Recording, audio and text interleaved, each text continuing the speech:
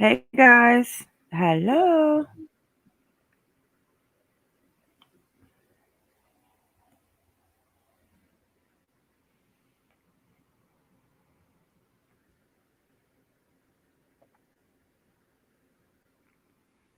Okay. I think we're live. I think we are.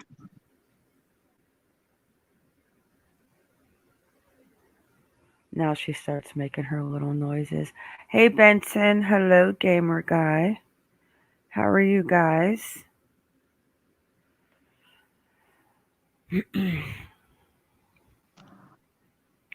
have got to go check that out real quick. We're all over the place tonight, guys, so just a heads up. It's Friday. Laid back.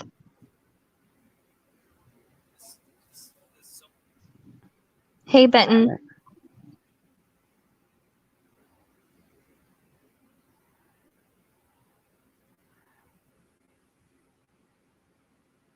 How are you tonight, Benson? Hi, Tilly.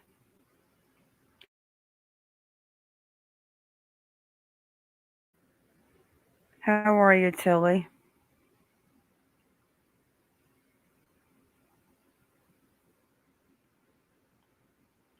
Has anyone actually heard the voice of Cleo Smith at the campground?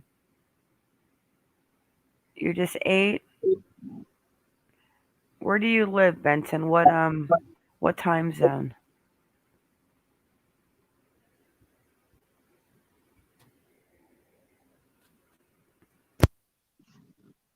Hi, Julianne.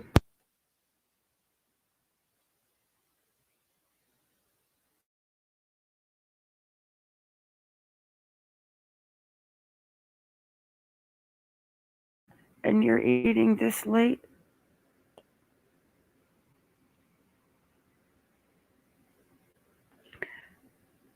Hi, Brown's Mermaid. Yeah, no drama here, guys. We don't need it. If you guys need some really good fun drama, I can definitely direct you into the right place. But Oh, there's lots of drama out there to go see. hey, Brian.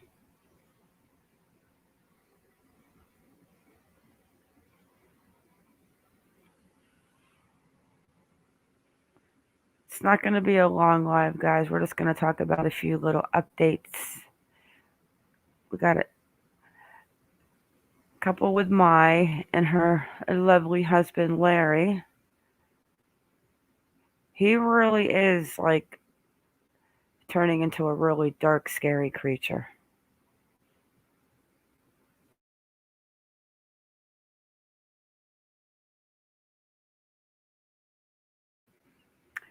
I like to eat late too, Benton. Hi, movie fan.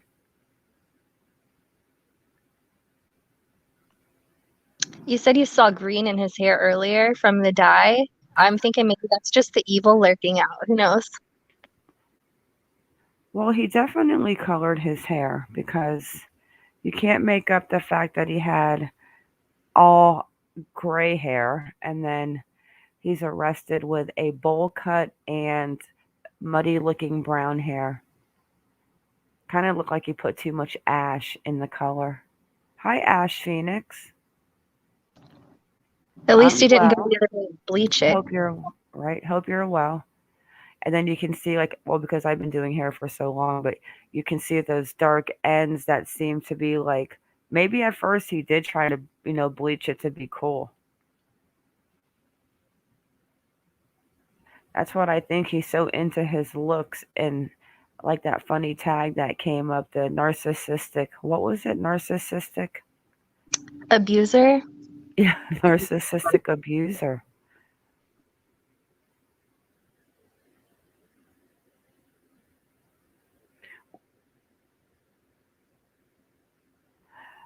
What does Benson say? His hair is what? LAF? Lame AF. Scary dark creatures and sharks as big as submarines. You know, I do. I watch Shark Week. I seen those sharks over there. I mean, I grew up in Florida. I used to love the ocean all the time. I was never afraid that I was going to be attacked by a bull shark, but after watching Shark Week a couple of times, I don't know. I might go in a shark cage, but with my luck, like Meg would come back out of the water and like eat me. Maybe Jason Statham will come and save me. I don't even like shark movies. No, thank you.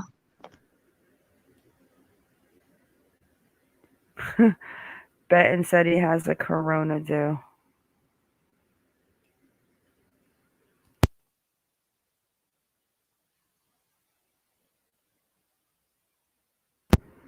Okay, so that's a no. I don't have the voice recording from Cleo, but I was wondering if you guys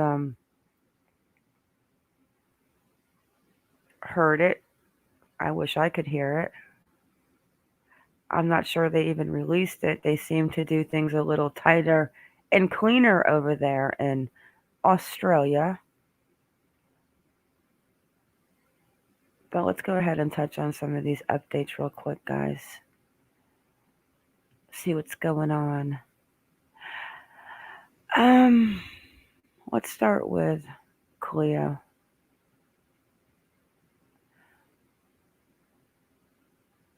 I'm not a big Daily Mail girl, but I like this. Go away. These pictures in here.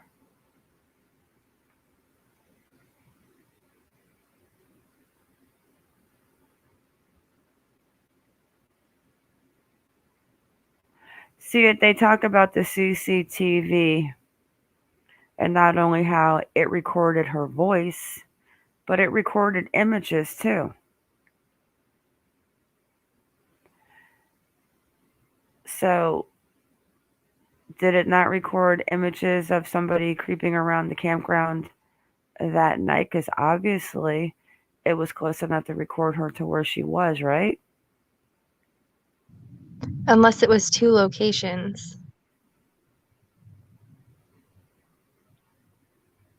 So, this is actually the camera inside that little box in the shack.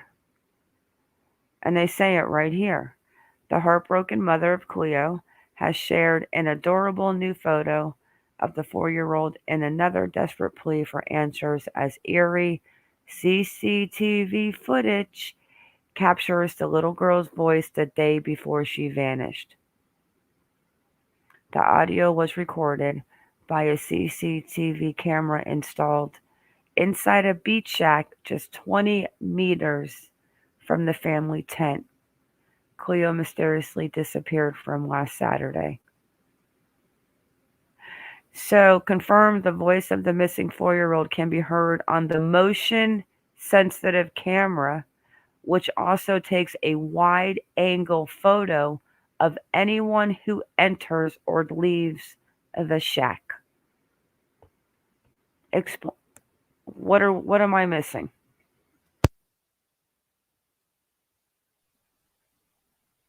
Maybe the person was not at that first spot.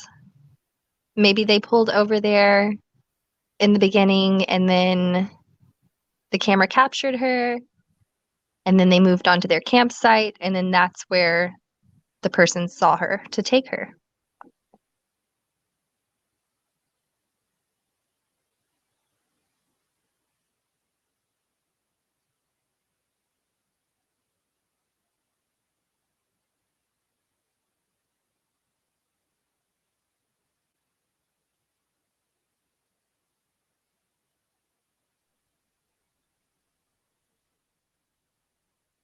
I don't know. They're holding so much back. I just wish we knew more.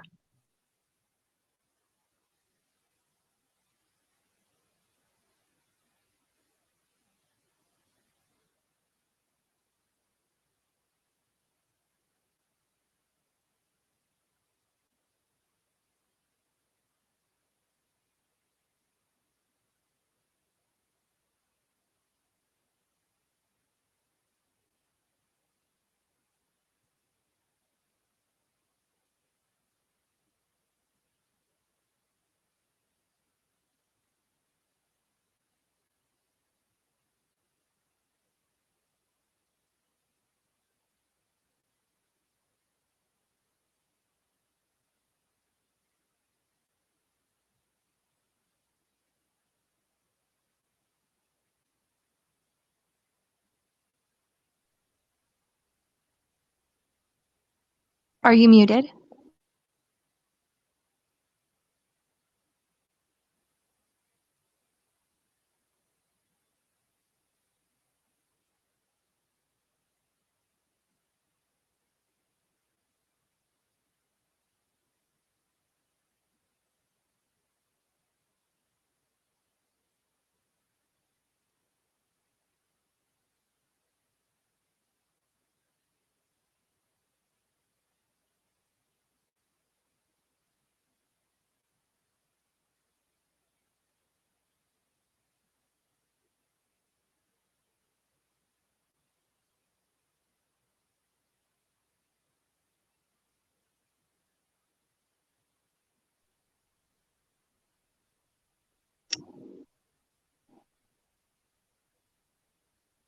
Mar, are you muted?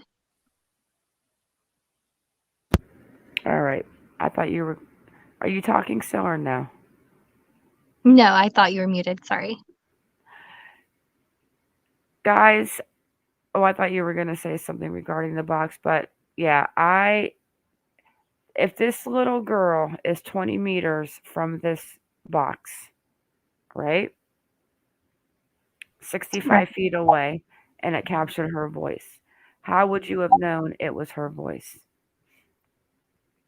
Well, I mean, is it at a bathroom area? They just call it a shack, but what I'm thinking is the only way they would knew have known that it is Cleo's voice is because it had to have picked up an image. Prior article that I've read or an interview with the police, they said that the camera picked up image and it picked up recorded voice. And it says it right here.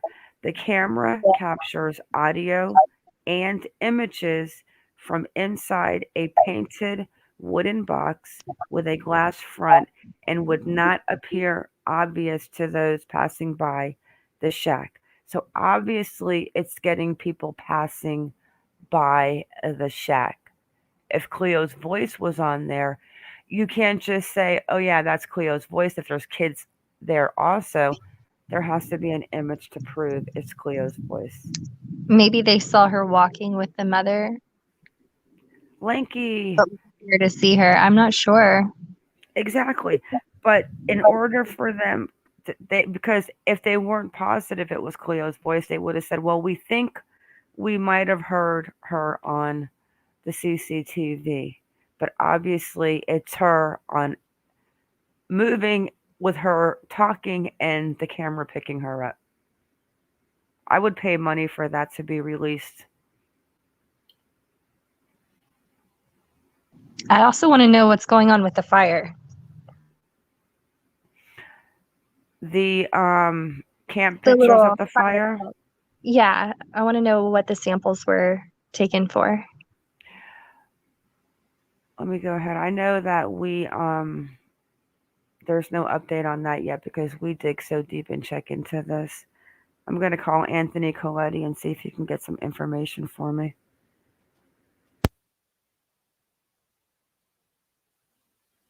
I think you just want to talk to him. I want to see if he will sell me a couple of sea monkeys.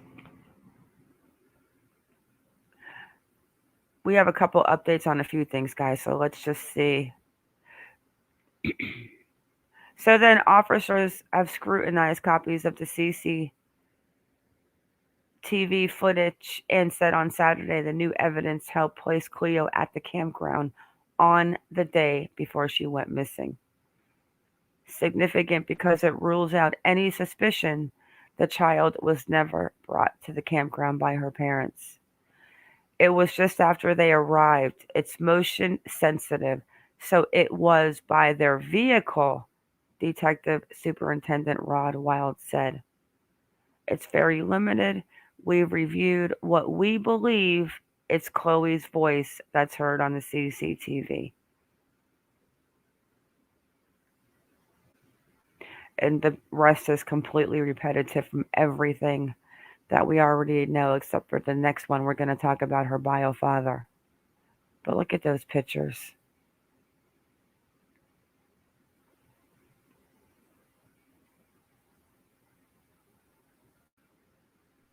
She looks like a very good big sister. How sweet are those pictures?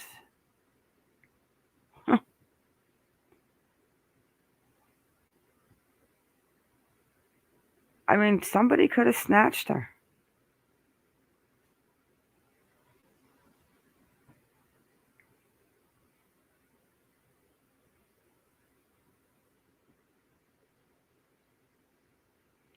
And you don't know. Sometimes they honestly like hype up the articles. Like right here, it says when they were talking about the car that came into play, it comes after new witnesses told police they saw a car and heard screeching tires at the Blowholes campsite, 50 kilometers north of Carnarvon, where Cleo vanished.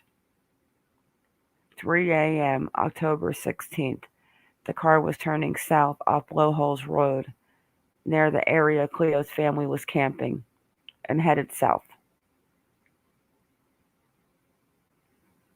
They heard the tires screeching rapidly, leaving the campsite at about 3 a.m. I never heard that part. Now, I don't know if I was going to kidnap a child, if I was going to leave the campground with screeching tires. Obviously, you got out with the kid and nobody heard you, right?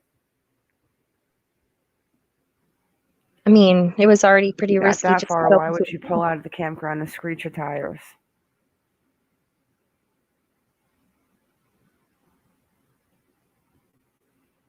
Does that make sense to anyone? No, I mean, you just went into a tent. It's kind of like And when that, people rob banks, you always wonder, why do you have to drive away from the bank so fast? Like, just slow your roll, man. Drive slow and don't make it obvious.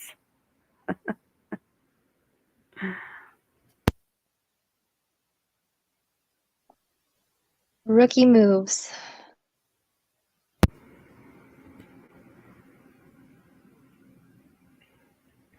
I don't know, but if you get that far, if you had that big of the kahunas to unzip a tent, take a child out in a sleeping bag with two parents and a 7-month-old, leave the campground, get in your car, get to the main road, and then what, floor it? They I could mean, have. maybe they freaked out. They could have been nervous and that they got that far and thought, oh gosh, let's get out of here. What did I just Girl, do? are you still here? Can you not hear me?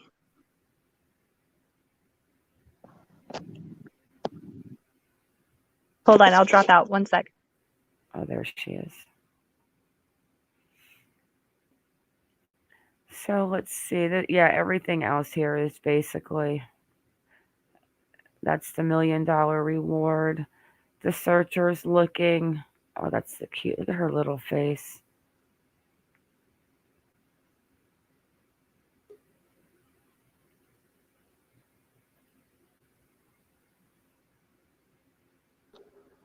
Can you hear me now? Mm-hmm. Okay, good. She is so cute. Yeah, no, I feel like they probably just freaked out if that's the case.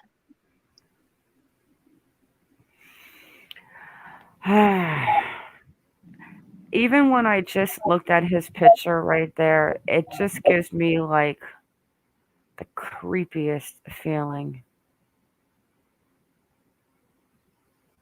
This doesn't even look like them. Let's blow up at this picture real quick and check out these two. Benton, I believe they call it a sealed road. I think it's pavement.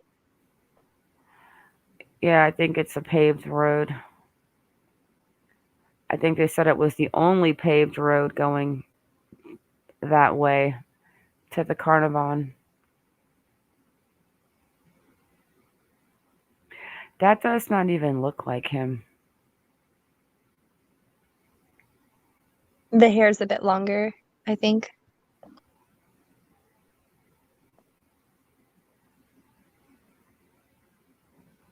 Yeah, but he actually looks like, I don't know.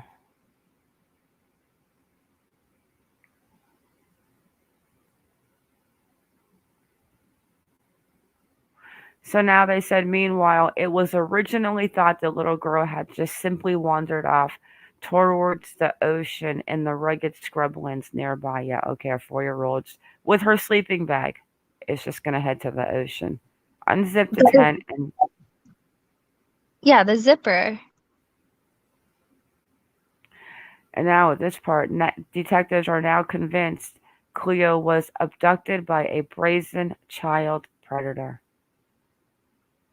at the campground.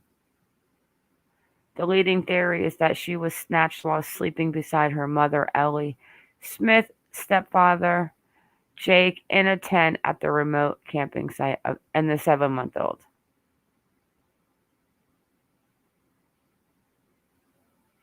And missing is an adult sized red and gray sleeping bag. An adult, yeah, just a kid, the sleeping bag. He unzipped the tent, just took out the kid.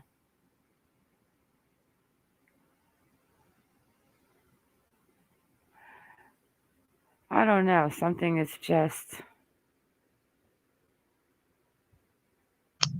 It seems like it would be noisier to try to pick someone up in a sleeping bag. Am I wrong? Aren't those things a little noisy? Hey, H Bird. Exactly, Benton. Exactly. I mean, you're gonna. First of all, it's dark out because you know you're not gonna shine a flashlight in there to see what's going on, and you're gonna unzip a sleeping bag, and you are going to pull out a child who's 4 in an adult sleeping bag, and Hmm. nothing's going to make noise or wake up or just. It's just so weird. With I feel a like motion camera 65 feet away that picks up sound, and as soon as the motion is around, it starts recording everything.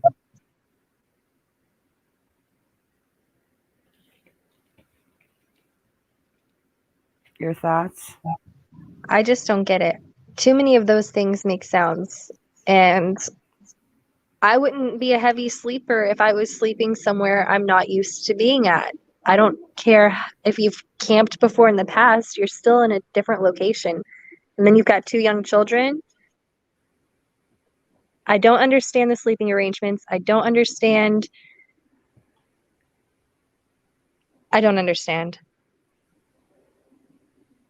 But I mean, to be fair, there is talk that there have been other abduction attempts in the past in this location, so maybe the abductor theory isn't out of there. I don't know. I Just too don't many red know. flags.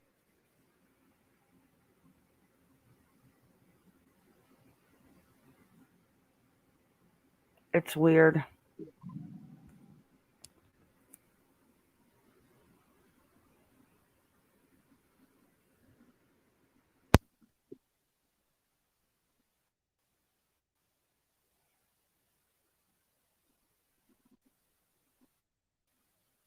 Oh, I thought I was going to crash.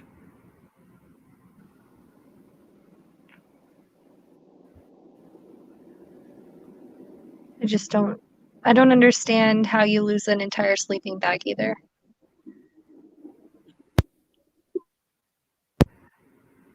I don't either.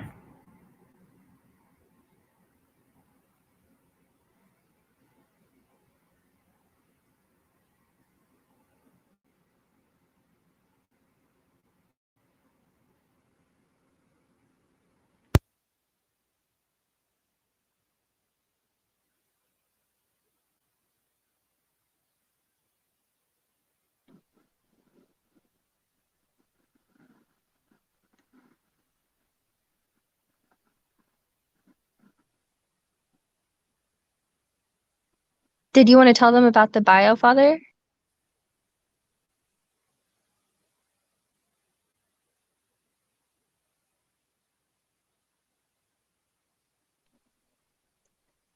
Okay, well, we did find the dad. I know a lot of y'all were asking. Um, I don't think he's involved. They've questioned him.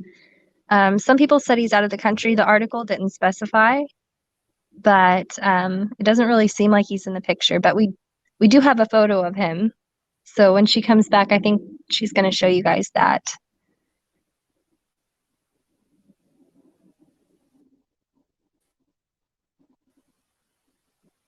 What are y'all's theories? Do y'all think, like, put a 1 in the comments right now if you're feeling like it's an abductor or an abduction. Put a 2 in the comments if you think parents have some involvement.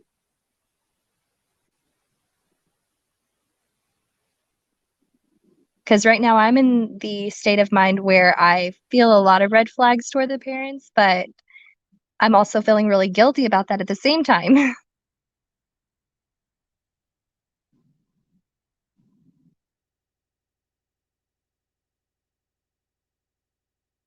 A lot of 2s.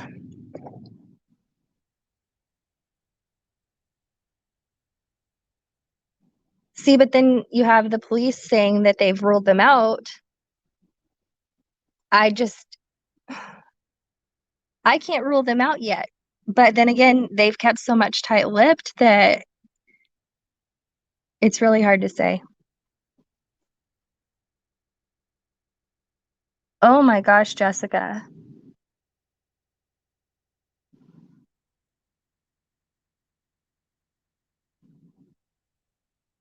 Hopefully she comes back.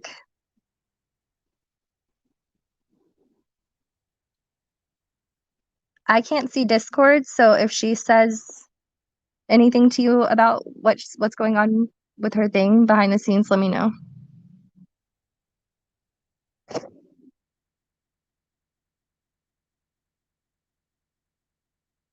Yeah, I don't know if I trust the police too much either right now, Tilly. The Brian Laundrie thing has showed me a lot about how much they can drop the ball. And they do keep a lot to themselves, which I think is a great thing. It's just kind of frustrating for me because I'm pretty nosy. I want to know what's happening.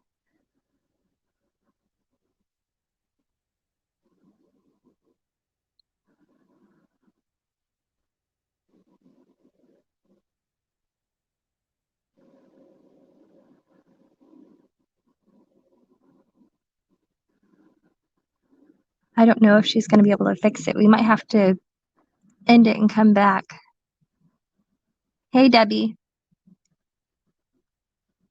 Having a little bit of a technical issue. I think she's working on it.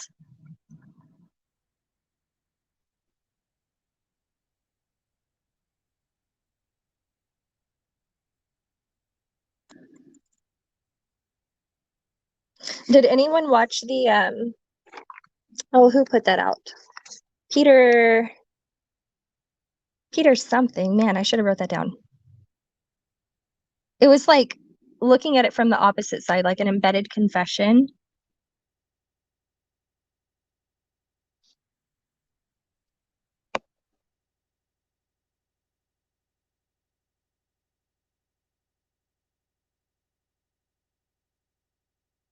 Yeah, Ash, the parents are way too calm for me. It's like every time she cries, I don't see any actual tears.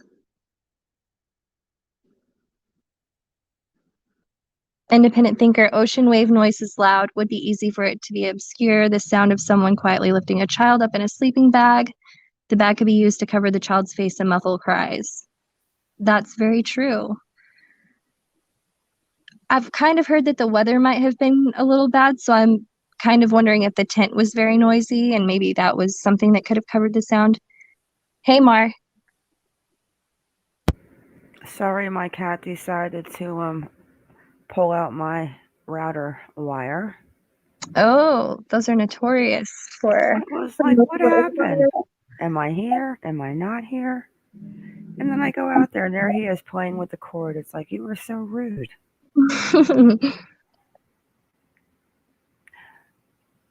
Yes, we are going to show the father.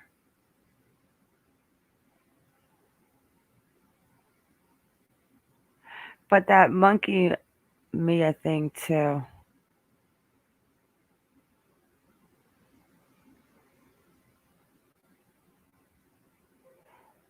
See if this is the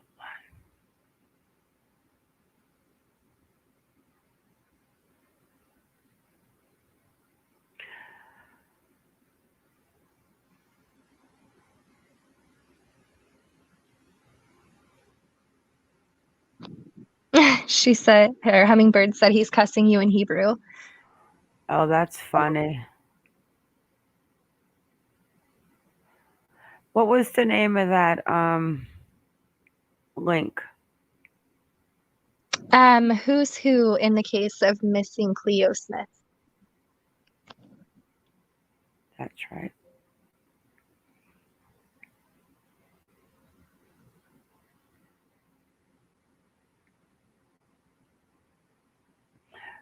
Something just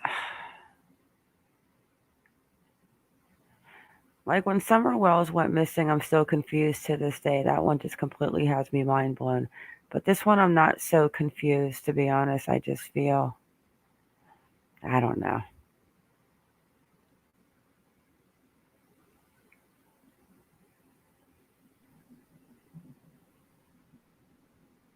Like, I feel guilty pointing my finger at anyone. I don't want to do that. I try to be very open-minded, but there's so many red Sheep's flags. clothing.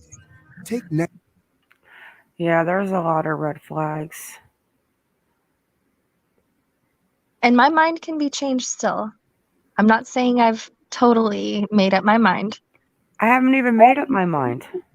I honestly haven't made up my mind at all. Hi, Jessica. Hello, independent thinker. I haven't made up my mind. I'm listening to everything. I'm reading everything, but just the whole camping, teaching babies how to swim in oceans with sharks the size of submarines. I don't know. And then now we've got the camera 60 feet away that would pick up motion. I don't know.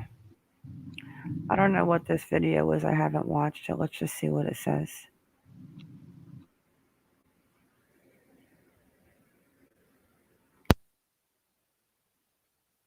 Next Era Energy. They like to brag about their wind and solar production, but peel back the greenwashing, and you see Next Era makes most of its money from burning fossil fuels and is one of the biggest polluters in America. Next Era isn't funding Question 1 to protect the environment. They're doing it to protect their profits. So don't be fooled by this wolf in green clothing. Vote no on Question 1.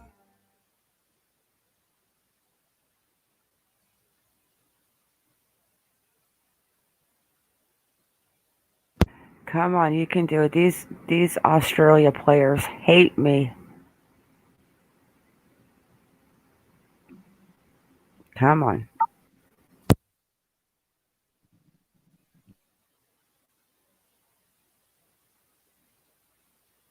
Same thing like the Melissa Caddick. I might have to take a quick trip to Australia. Independent thinker said if the parents had done something, exactly where would they put the child? They've searched the shore.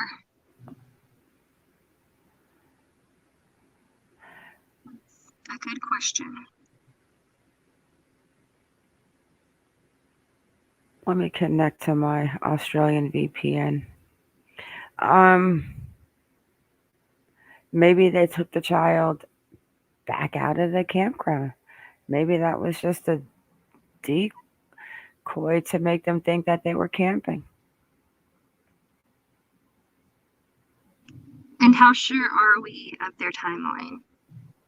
I don't know, but your mic just went. There is a timeline now. I'll show you guys in a second. I'm connecting. I'm taking a trip to Australia real quick. Hang on.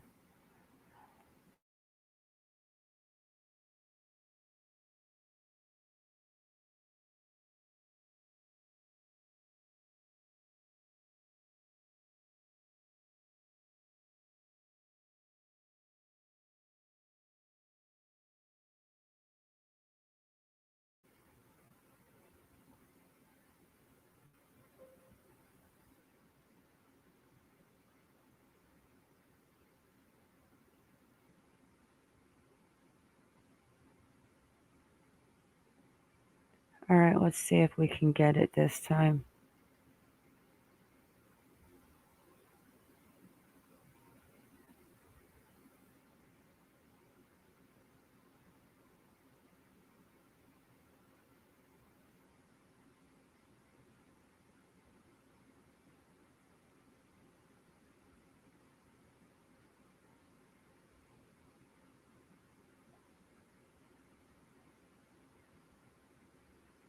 I don't know why they just do not like me over there.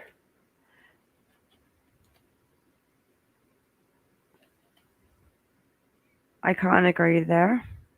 Yeah, can you hear me? No, I can't. Oh. Did we get it?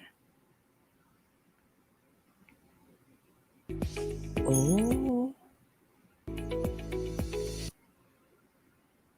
No. Come on. You can do it. You can do it. They always make it difficult. Well, I have to take that quick jet ride to Australia with my VPN, and then it seems like it starts to work. But detectives have not revealed what they were hoping to achieve inside the home. They say it's just a routine part of their investigation into the disappearance of little Cleo. Forensics spent almost 7 hours inside the home, working late into the night. It's unclear what, if anything, was removed from the property, but police have made one thing extremely clear. Cleo's parents, Ellie and Jake, are not in any way targets. It was the missing 4-year-old stepfather, Jake, who let investigators into the home yesterday afternoon. He spent a short amount of time inside with them before handing over the keys and driving away. It's now the second time police have examined the property. The first search targeted the exterior of the house. It focused on finding evidence of anyone who may have been stalking Cleo, the fear that she was targeted, her suspected abduction planned. Police want to stress that they do not have any CCTV of the car seen leaving the blowholes around the time of Cleo's disappearance. They still urgently require it and are hoping anyone with any information will come forward.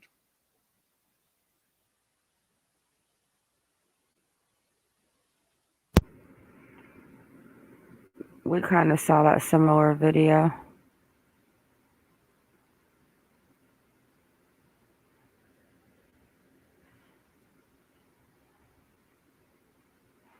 When was this posted?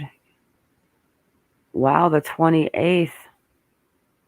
Forensic police in WA have now returned to the site of Cleo Smith's disappearance after searching her family home for a third time yesterday. Police say Cleo's parents are not suspects, but they need to do a thorough investigation. The Australian Federal Police have also joined the search, which is now going into its 13th day. Our thoughts are with the family. Yeah, we saw that yesterday.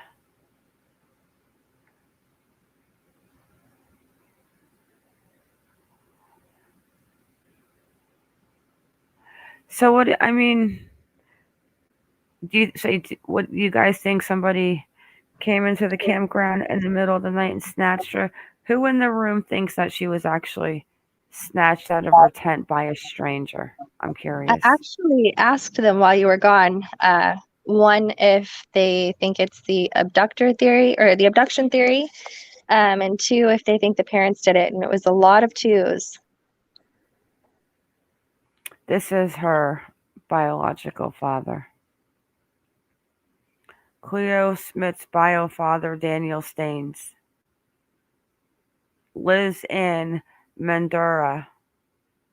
He was interviewed early by police in the investigation. It is understood the Mandurah man was asked to provide a statement to police and did so willingly. There is absolutely no suggestion he was involved in her disappearance.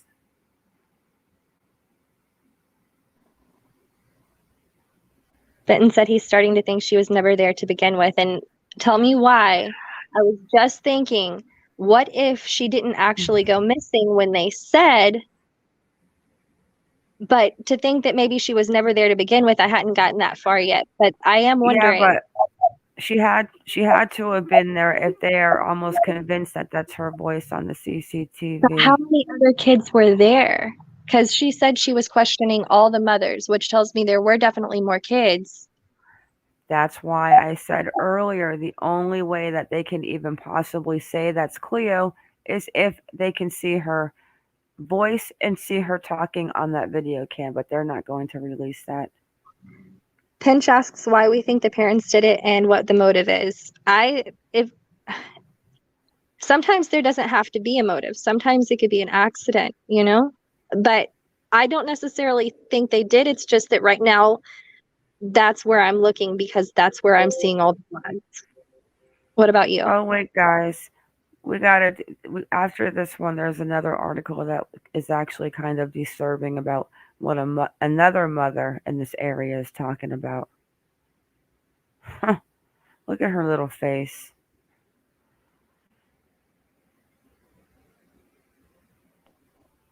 Those little pigtails get me every single time. All right.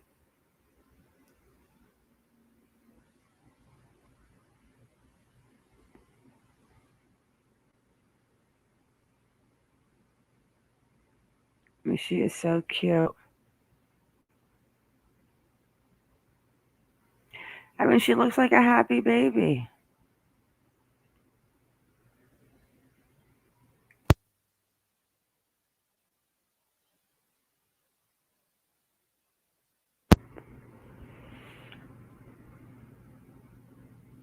All right, girl, you want to take this one? Sounds good. Cleo Smith investigation will review reports of predatory behavior in the area, Detective Rod Wild says.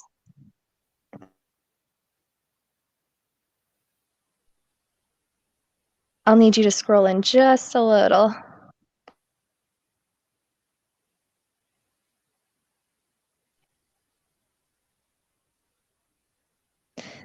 The detective leading the investigation into missing 4-year-old Cleo Smith says police are reviewing past reports of approaches to children in the area spanning back to 10 years. Homicide Detective Superintendent Rod Wild has led efforts to find the little girl who was reported missing by her parents on October 16th from Blowholes Campground in Western Australia's Gascoyne region. When asked about unconfirmed reports and rumors of past predatory behavior, Superintendent Wild told the media that police were reviewing past incidents as part of their investigative process. Certainly over the years, and some of that we're talking over a 10-year span, some of these events do occur, he said. So we're going back and checking all old reports. I can say there has been nothing of a similar nature in recent times, but of course that's part of the process that we undertake. We fully review all past incidents. Timeline reveals police arrived at the campsite just after 7 a.m. Detective Wild also released a timeline of police activity the day Cleo was reported missing and responded to questions on why the first officers on the scene did not immediately close the campground. He said Cleo's mother, Ellie Smith, had called 000 at 6:23 a.m. and just before 6:30 a.m. the first police car was dispatched to the Blowholes campsite under priority 2 conditions, which means they are authorized to use their lights and sirens and can exceed the speed limit. The second police car was dispatched at 6:41 a.m. The first officers arrived at the Blowholes at 7:10 a.m. and established something known as protected forensics area around the family's tent and last place Cleo was seen. A roadblock into and out of the campsite was not established until 6:34, or I'm sorry, does that say 8:34 a.m.? I think so. Obviously, the first police getting there had established what had taken place. So it's two police officers, Detective Wild said. It's a large area. They did a great job getting, hold on, I'm sorry. Girl, put the drink down. I'm only kidding. I'm only I don't kidding. even drink. I It's a know. large That's why I'm area. kidding. They did a great job by establishing a protective forensic area containing the tent and all forensic evidence that may be contained within that immediately. Shortly after they established it, when they had some more resources, there was a roadblock put at the entrance to the turnoff. He said prior to this, officers had been moving through the campsite, taking down car registration numbers and speaking to other campers. Public urged to curb online speculation. When asked about speculation and comments directed towards Cleo's parents online, Detective Wild asked members of the public to show restraint. Obviously, we have heard about it online commentary, and that's terrible, he said. They've been very helpful. We're doing everything we can to find out what happened to Cleo.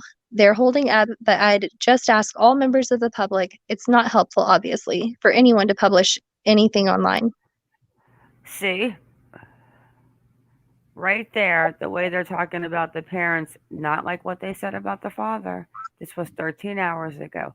They didn't say that the parents had nothing to do with anything. They're asking to be respectful. The father, they said, had nothing to do, the bio father, with Cleo's disappearance. You gotta read between the lines. I'm going to shut up now. Police still have no suspects. He said police did not search their home for clues until October 23rd because it was not a priority. The priority was obviously the blowholes at the tent. These things are prioritized, and obviously that's not a high priority because from what Ellie and Jake told us, she went missing from the campsite, Detective Wild said. He said police currently had no suspects. He said CCTV was still being reviewed and hoped whoever was driving or sat in the car spotted by fellow campers leaving the campsite around 3 a.m. on October 16th would come forward. He also said police had not ruled out returning to a marine search in the future. He said experts had given advice on the terrain and water conditions early in the investigation, which made officers abandon searching the ocean early on. 1 second. Mm-hmm. Did I can't even talk because my brain is still trying to wrap around. They're gonna do marine search in the future. I mean, because we're waiting to see if maybe she's trying to swim across the ocean to the United States. Like what? I can't. That right there is the most ridiculous thing I have ever heard in searching for a 4-year-old. Right close to the ocean. He said police were not excluding any possibilities in regards to whether Cleo is still in Western Australia or interstate.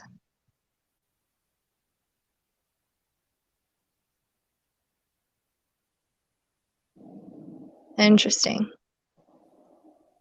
And obviously, if you have any information, you should call Crime Stoppers. 1-800-333-000. That number is funny. You guys are missing a number. Yeah, that's just weird how, let's just go ahead and check the water. We'll wait till she's missing for 3 weeks and then we'll see if she's still swimming in the ocean, if that's where she went.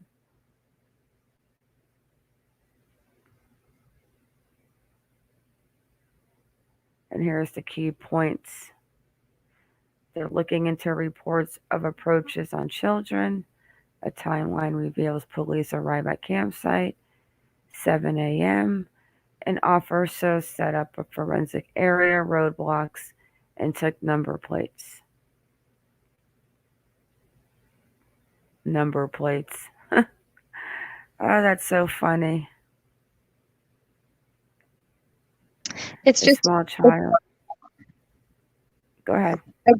I just noticed that they said that they were prioritizing it because they felt like she went missing from the campsite, and so they felt like they could exclude the house at first. But then they felt the need to go search the house, not once, not twice, but now 3. Is it 4 times now, or is it still 3 times? Wait, that they went back and searched Cleo's house? Yeah. 2 times. I thought it was 3 now. You could be right. Maybe Kaz wants to come up in a little bit and tell us about her thoughts because she lives there. Well, not like, at the campsite, but, in Australia. 3 times, she said. So. I think that's interesting. 3 times. Okay, Brown's Mermaid. Yeah, 3 times. I should have known Iconic was right. And Casby 3 times. I should never doubt her on her dates. Oh, Casby said she would love to come up. But let us just let us go over, this is the last little part This is really not an update on Cleo, guys, but this is definitely you think I would definitely think this is a trigger warning. We're talking about the one that's doing the pictures and stuff at the other mother. Do you know what I'm talking about? Yeah, the monkey one. Monkey MIA. The monkey MIA. I don't know if I'm gonna be able to. Oh, nope. I can't. I'm not. See, I'm not even there yet, and I'm starting to laugh, and people are gonna think, "Oh my God, MonkieMar is so sick," because every time she talks about something disturbing, she laughs. I laugh because my brain can't understand half of the shit that I read. It's a coping mechanism. Crocodiles in that area. I don't know, girl, but I know crocodiles swim in the ocean and probably go up on the beach like little turtles do in Florida. I don't know. I can't. I couldn't imagine going in an ocean and not have to even worry about sharks, but you got to worry about crocodiles. I would just like to I'm leave the good. alligators and crocodiles in the past for right now, please. Right?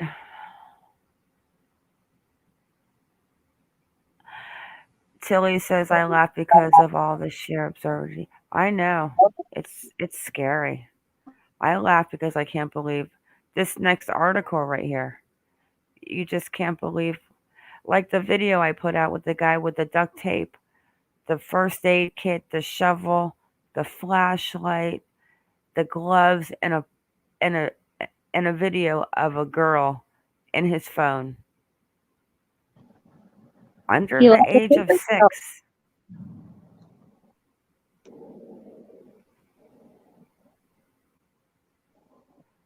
I gross. don't know if I might not be able to hear. I don't want to laugh.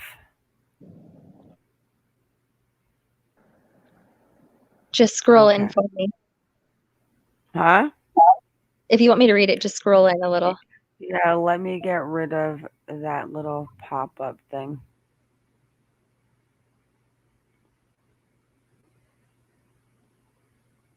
All right, go away, Pert now. I don't know why they do that with these new pages. Okay, go away. All right, I'll start there and then it will go away. All right, guys, this is a little strange, and I think it might be a little trigger warning for something. Me personally, I have not read the article because when I got through the the headline, I thought you cannot make this up. All Cleo right, girl, Smith, go ahead. distraught mom reveals encounter with toilet sicko at Monkey MIA or Monkey Mia. I'm not sure which.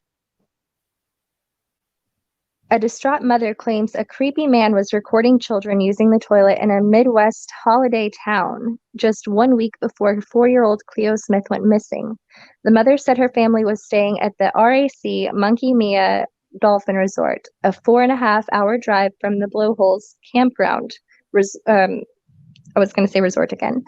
When her son's 8-year-old friend revealed a man had filmed him in the bathroom by peering over the top of the toilet stall.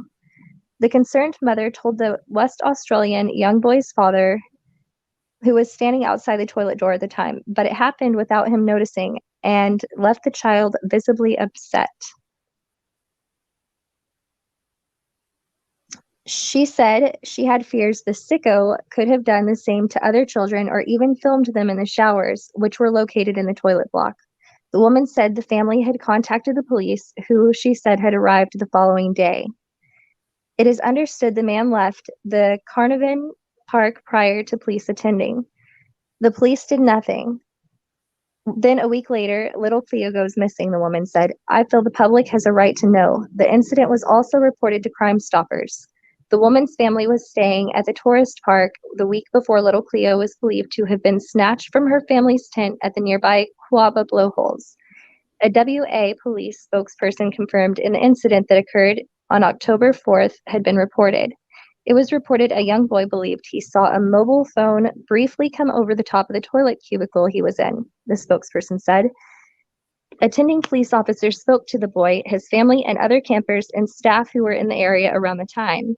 After extensive inquiries by the police, no further information was obtained. No other incidents of similar nature have been reported to police or to the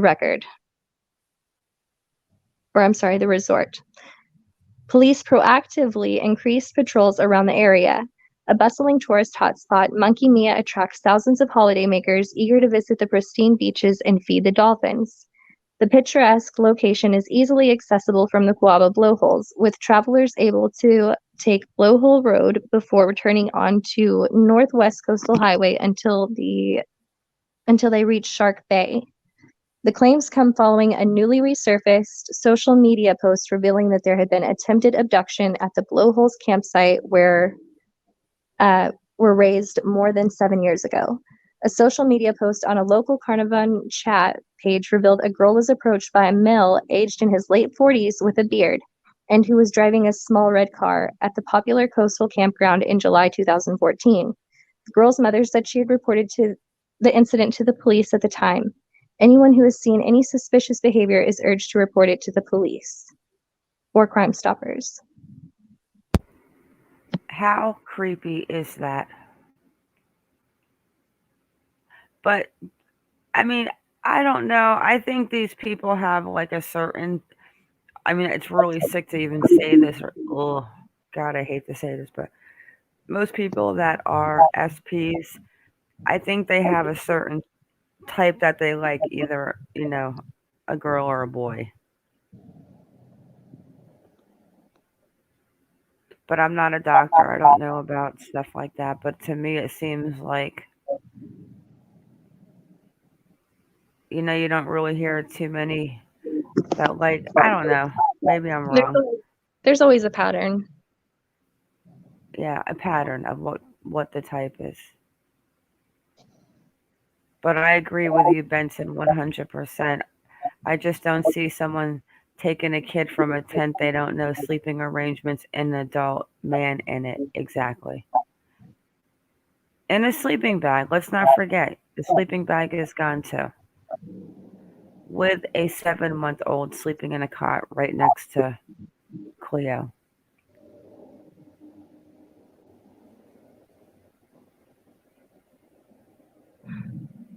I don't like it.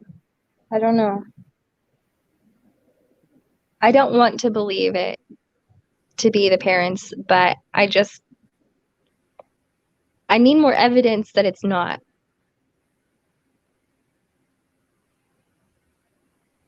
Yeah, it's just they even searched those industrial buildings where they thought maybe they could have carried Cleo off to, but they didn't find anything. And you're right, the parents could have shown up there with Cleo for one day. And I mean, is that the only camera at the camp? And is it kind of ironic that the parents pulled the car up to that shack and Cleo's voice was heard? Maybe she was seen. And then the very next day she goes missing. They wait a couple hours to call the police. I don't know. Something's just definitely weird. I wouldn't. If I was going to kidnap a child, I would definitely not. If I was coming over to kidnap someone's child, I would not go into a campground and open a tent, like Benton said, not knowing any arrangements, and just grab a kid out of a tent and then get into the car if this is the same person, get all the way to the end of the road to make a right on the paved road and then screech your tires. Well, because you can't screech them in the dirt, can you? I don't think it works unless you were going fast when they hit from the dirt to the pavement and they screech. But I don't think you're going to do all that planning and get to the end and then tear up the tires on your way out so that you make a noise or you're known. I think you would basically creep the hell out of there. I think just that like would be obviously pretty rookie mistake. That's a rookie mistake. It's like when you rob a bank, right? You rob a bank and you get out and you get into the car and it's like there's nobody around, there's no police, and then next thing you know, you floor it and you're driving 120 miles an hour because you got to get away. No, you got to drive like you're 150.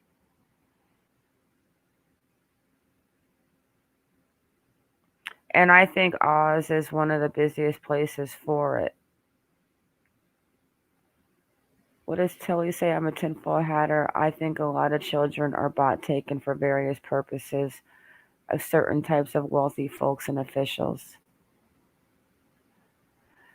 Sometimes I think these parents do things after an accident happens for a cover up. What about Iowa though? Like, why would you give one child away for that when you have a 7 month old? Like,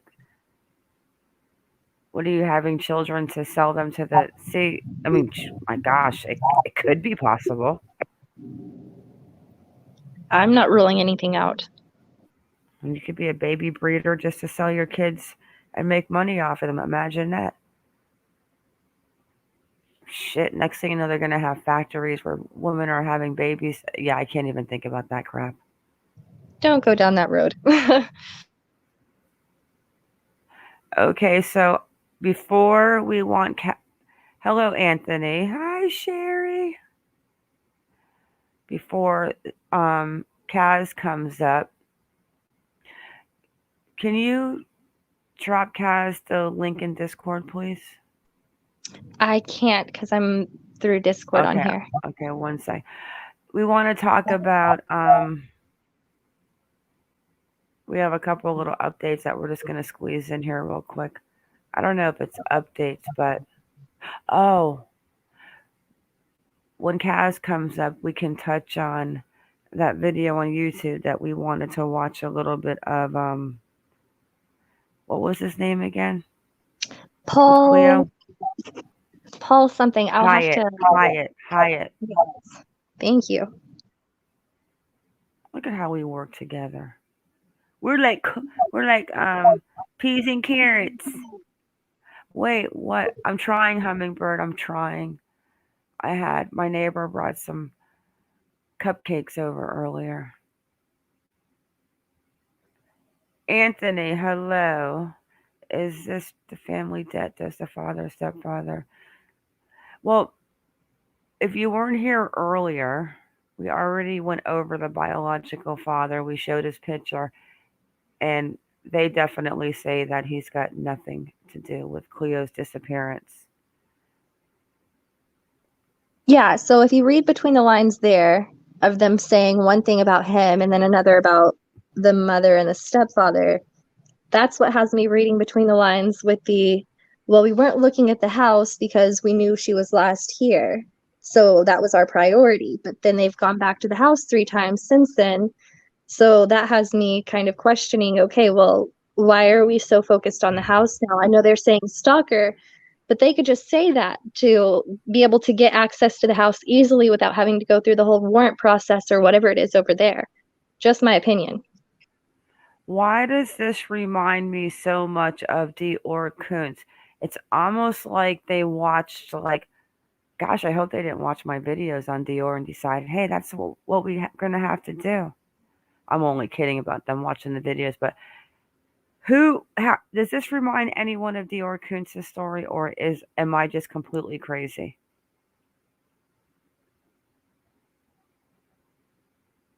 That comment, Hummingbird, about running in wedges, I'll tell that story in Discord one day about my bank robbery. I don't know. Yeah, so let's go over these other quick little updates. Well, not updates, but things that we found interesting with Larry and then the 2 freaks, Norton and Phelps. I like the 3 Stooges right now. Okay, so Cleo. I'm going to actually look into it tomorrow about the pervert at the MonkieMar taking pictures of but he was taking pictures of what, a little boy, right? And not that that is just like that I'm even saying that, but to me that's I don't know. I just think that they have a pattern, like you said. Okay.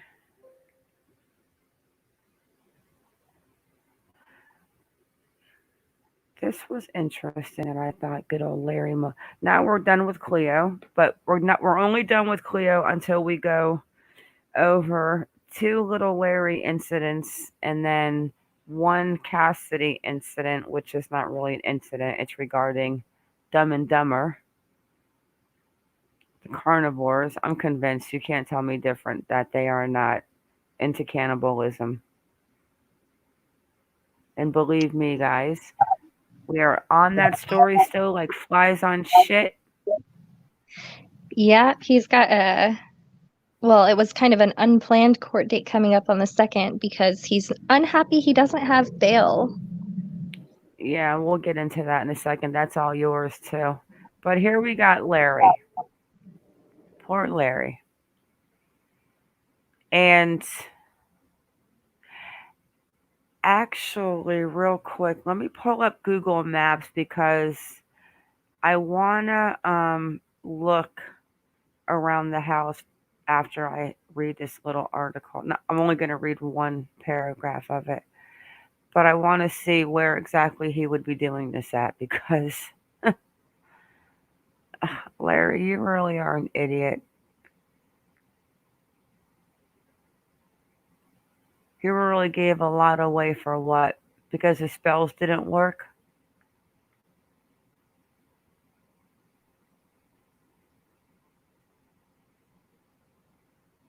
And let me get out of it.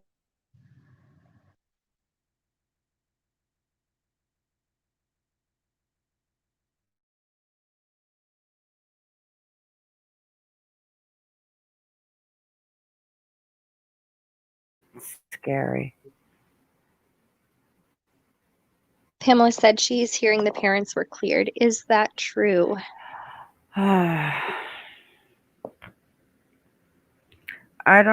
We just read one 13 hours ago where the chief, not the chief, what is he considered there?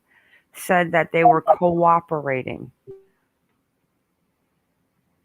Only person I heard that was cleared was the biological father. But we could be wrong. I mean, I'm not saying that they have not been cleared. But let me share my full screen so we can look at the map afterwards to see if where good old Larry's putting this stuff. And I'm not going to read all of it, guys. I just want to read the part that I think is really funny. Okay, this part right here. So neighbors allegedly saw Larry dumping unknown items over his back fence days before the FBI turned up to arrest him on Tuesday at his family home in Chula Vista. Now, that's the only thing new, except for, which is not in this article, but I'll show you in 1 second. But let's have a look at his home because I could have sworn that neighborhood was packed in like sardines in a can. Well, actually, there's a little bit of area between. You can see map, right? Yes. This is Larry's house, Larry and Mai's house. And I doubt he's going to go on the neighbor's house because look at how tight that fit is. So probably over his back fence. So probably in that area. You would have to assume where there's some trees and bushes, right? Is that a walking trail behind their house? Well, considering it never rains in California, it's probably not a drainage. I can't get back there. Hey, let's see if we can get back there. Maybe they're fancy. see if we can see what it is.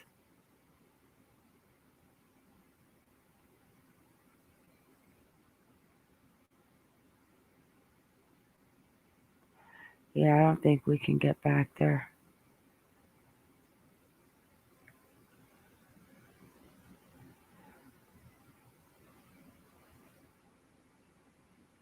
Is this their road?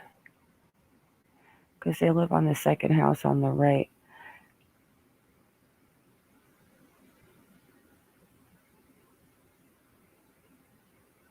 Yeah, I don't think we can actually get on that trail. It's like back there. And they're on the second house on the right. So obviously he's back here, and obviously he's throwing things over behind the fence. But the question is, what is he throwing across over the fence? I mean, is he slipping? Was he like totally unraveling? I mean, that seems like desperation. But what are you throwing over the fence? There are supposedly guys who stalk and take pics of prospective kids. Oh my gosh, Tilly. I can't even imagine. Those guys need to be like hung from trees and like have their genitals removed by like wild alligators and pigs. I second that motion. Put some peanut butter or something. Oh, okay, I'm gonna stop. Okay, so that was the one thing about Larry that I found very strange, that he was dumping things over the back of the fence. So let's get into the one that Iconic wants to talk about, which is, let me find it. Oh, Benton said use the walking directions. That might let you see it better. No, we can't get back there, Benton. I've tried to, even if we were walking, there's no way to get up that grass hill behind that mailbox. Sorry. We're not sure what he was throwing. All right, so let's go. We close out these unwanted tabs. And let's share this last little bit on Larry's other little weird thing he's doing, but this is... Should we play the video, or do you want to read it? Play the video. Okay. If it's... See, now my computer is confused that I went to Australia and now I came back. Well, missing Chula Vista mom Maya Milette told a friend that her husband Larry might hurt their... Did you... Shit. Did you hear that? Which part? The video. Yeah. Yeah. Okay, well, that was like really loud. It blew my eardrums like completely out. All right.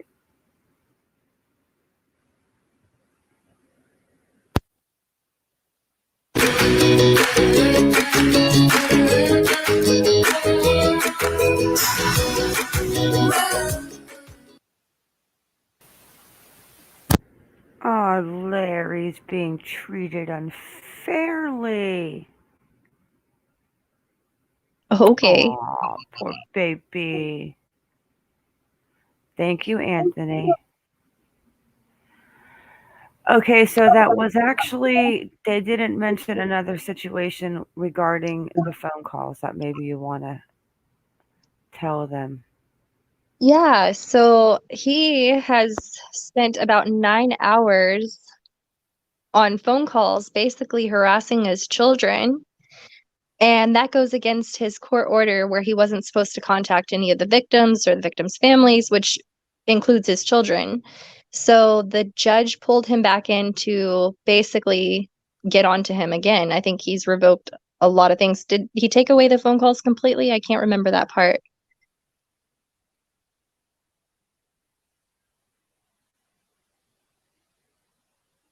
I feel like he took away the phone calls.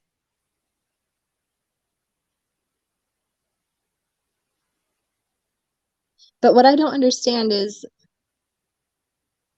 why is he going after the children at this point? So yeah, he can talk to his attorney and that's pretty much it. Because obviously, wait, here we go. Let's just go ahead and listen to it so we don't have to read it so we can get into the last Cassidy update and then go back to what Hyatt said about Chloe. And we can get Kaz up here. Hummingbird sent you a super chat. Very sweet. Thank you, Hummingbird. I love you. Have fun. Okay, I'm going to have to stop and do a little. What? Did he? Wait. How many phone calls did she just say? Where did he get the money to do that? Over 100 phone calls? How are you? Listen, I've got some stories to tell you guys in Discord, my members and stuff, when I start giving you guys some whatever, but I've been in jail for 7 days before, and it was the most ridiculous thing, but I was in jail. And there is no way that I was going to be allowed to. I could barely get one phone call in a day if I wanted one. This was a long time ago, guys. Casby said it was over 200 calls. Okay, let me try to listen without interrupting. Larry, he's not going to, I'm not trying to brag. I know that I was really right about what Brian Laundrie was going to do. I could just feel it. And I'm telling you, this man right here is not going to spend a day in prison after he is found guilty of first-degree murder. Okay. Shut up, Mar. She is gorgeous. He is a complete freaking a narcissistic. He goes to the tag. What's the tag again? Larry has the new name. Narcissistic abuser. Okay, guys, this is Larry's new name. Hashtag, and it's a real hashtag too. Narcissistic abuser is what Larry is. Hold on, what did Julie say? Oh, Julie said I thought you knew about this case. I think I know everything about Mai's case.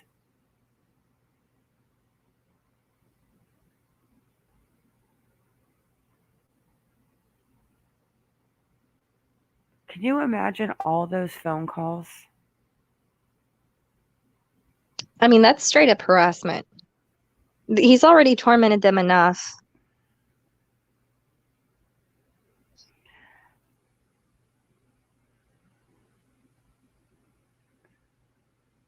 Wow.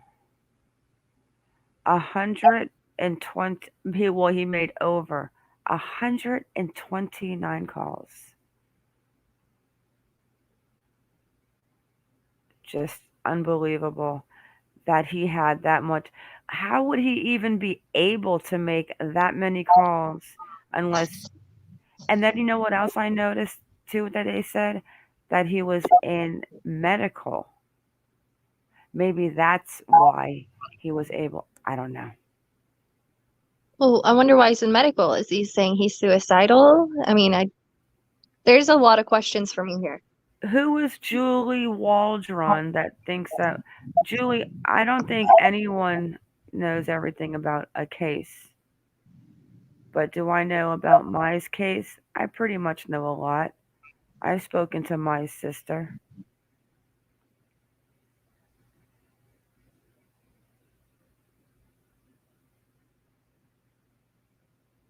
Where did he get all the money? Look at Julie. Look at Julie's comment.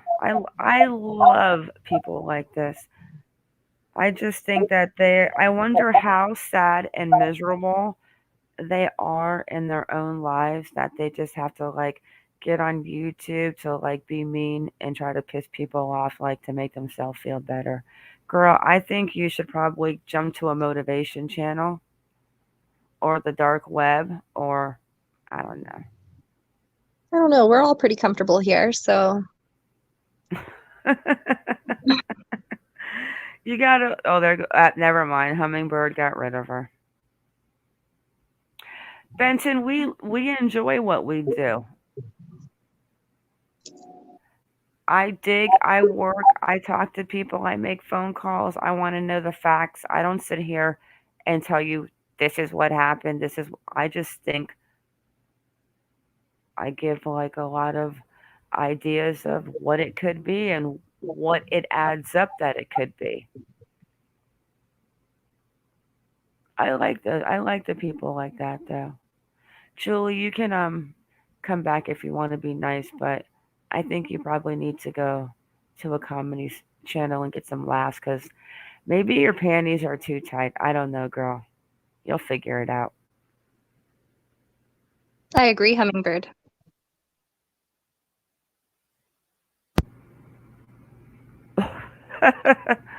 All right. I think I think the problem is because of the fact that we have been working in real life and we actually have jobs that we leave the house and we work five other cases and get into everything because we did not know the exact phone calls that Larry made. We have no clue what's going on, girl. And because we didn't know what he threw over the fence, even though they haven't released that information. Well, they might have released it, but we haven't looked into Larry for 2 days now because we have been digging into Cleo. So, let's just go. Wait, guys.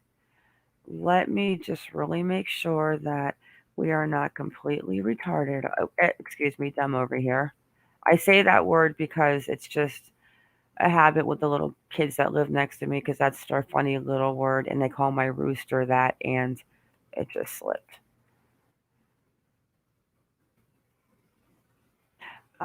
Larry Milette throws. Let's see if we can get it. You know what? Why don't we just call the Chula Vista Police Department right now? Right now, it's like 1 o'clock your time. Oh, they're open. Yeah, it's like not even 10 there.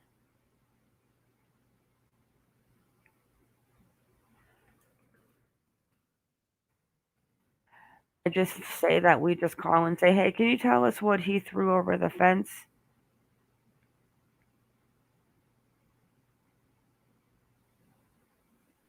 I mean, it's worth a shot. Hang on. But hey, listen, what's her name again? That girl's name, Julie? I think so. I can't remember. Hey, Julie, come back. If you have some info. Hey, I have a really good idea, Julie. Why don't you come back and you can come up here because we're like really cool people and we just don't do drama or bullshit. And why don't you come tell us what we don't know? And then you could teach us something for the night. Come on. I mean, because we're up for if you have information that we don't know, then we would really like to hear about it. Because I can't find what they're talking about. What he threw over the fence.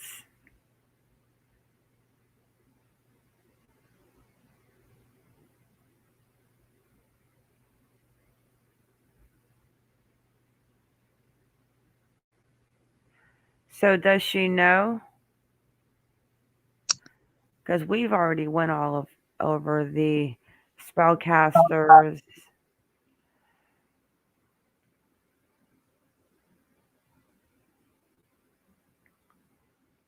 I mean, are we missing something? I mean, I don't know how, but Is she still here? I Yeah, think I don't know if she can comment. Yeah, she's probably full of it. She probably just wants to be a.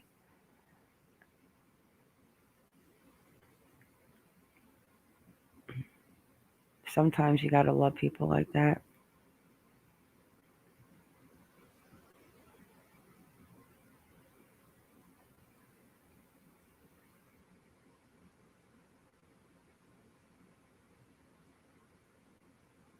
Hang on, I'm actually looking to see if I've missed something.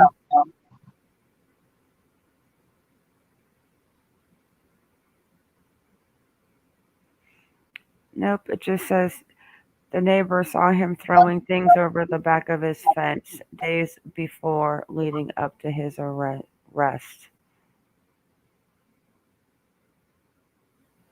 Yeah, I think they're holding that information back.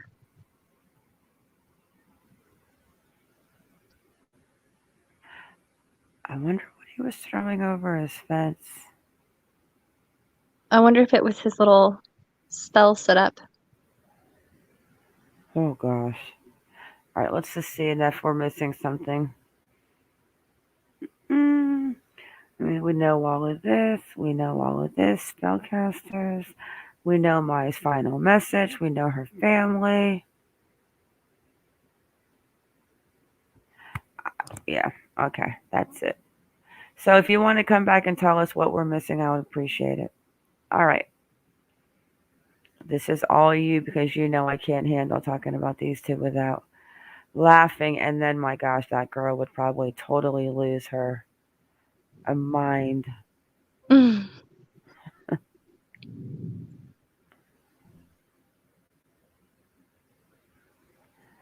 Kaz still here? Yeah, where'd you go, Kaz? Because it's about that time, girl. These two. Hello, Mr. Phelps. Good, I'm gonna need to hear that accent after I read this. It always makes me shake to read these two guys' stories. Look at these two. Look at these two. Tim on the left, James on the right. Hey, Too Tall Rob.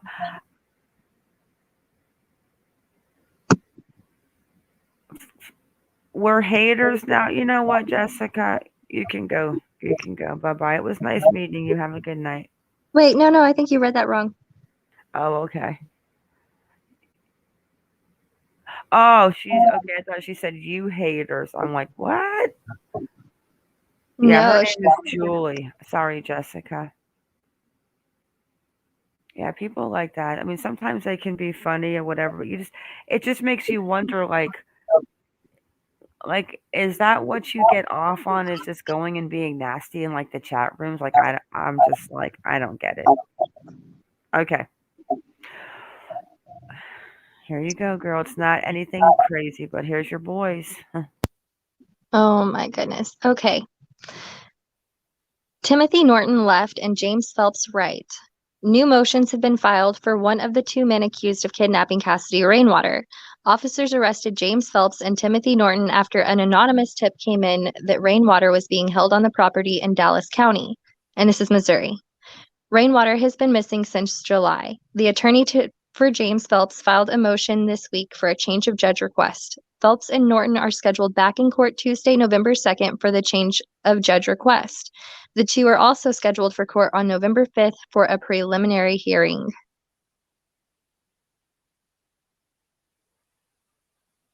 Is that the end of this article? That's the newest update on these two, and Rice did not get back to me this week. So I did see one other article on this subject, and I thought I sent that one, but in it, basically the reason he wants a new judge is because the first one didn't give him bail, and I guess he's hoping that with a new judge he could possibly have that as an option, which if everything that we're hearing is true, and I hope it's not, but I think it might be, I don't see him getting bail. That's crazy. Yeah, he actually thinks that they're going to let him out, and he's going to. Yeah, he's not getting out. So those are the latest updates. The last update, unfortunately, on little Michael Vaughn was October 8th. So I'm going to call Chief J.D. Huff tomorrow and see if the irrigation canals have been completely drained and to see what he says about that because he really is a nice guy. Maybe I'll even ask him if he can come on and tell us anything that he can tell us on Michael Vaughn. And then I'm going to ask him how tall he is.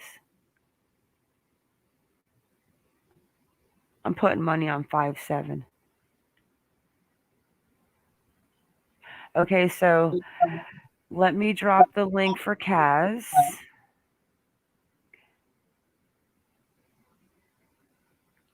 Kaz, I'm going to drop it for, and is she still here, right, Kaz? In Yeah, she's Discord. here.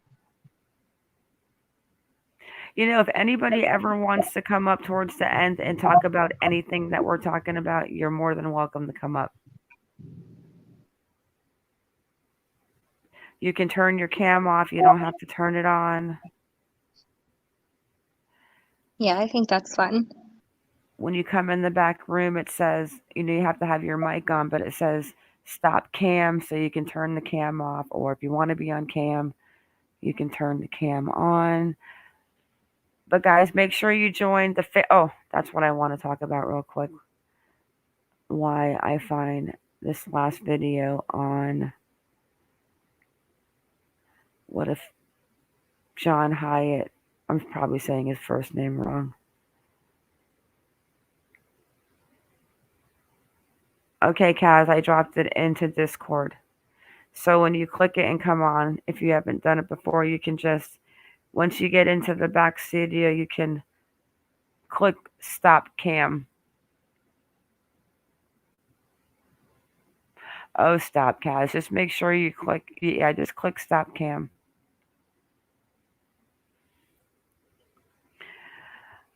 I forgot what I was just saying.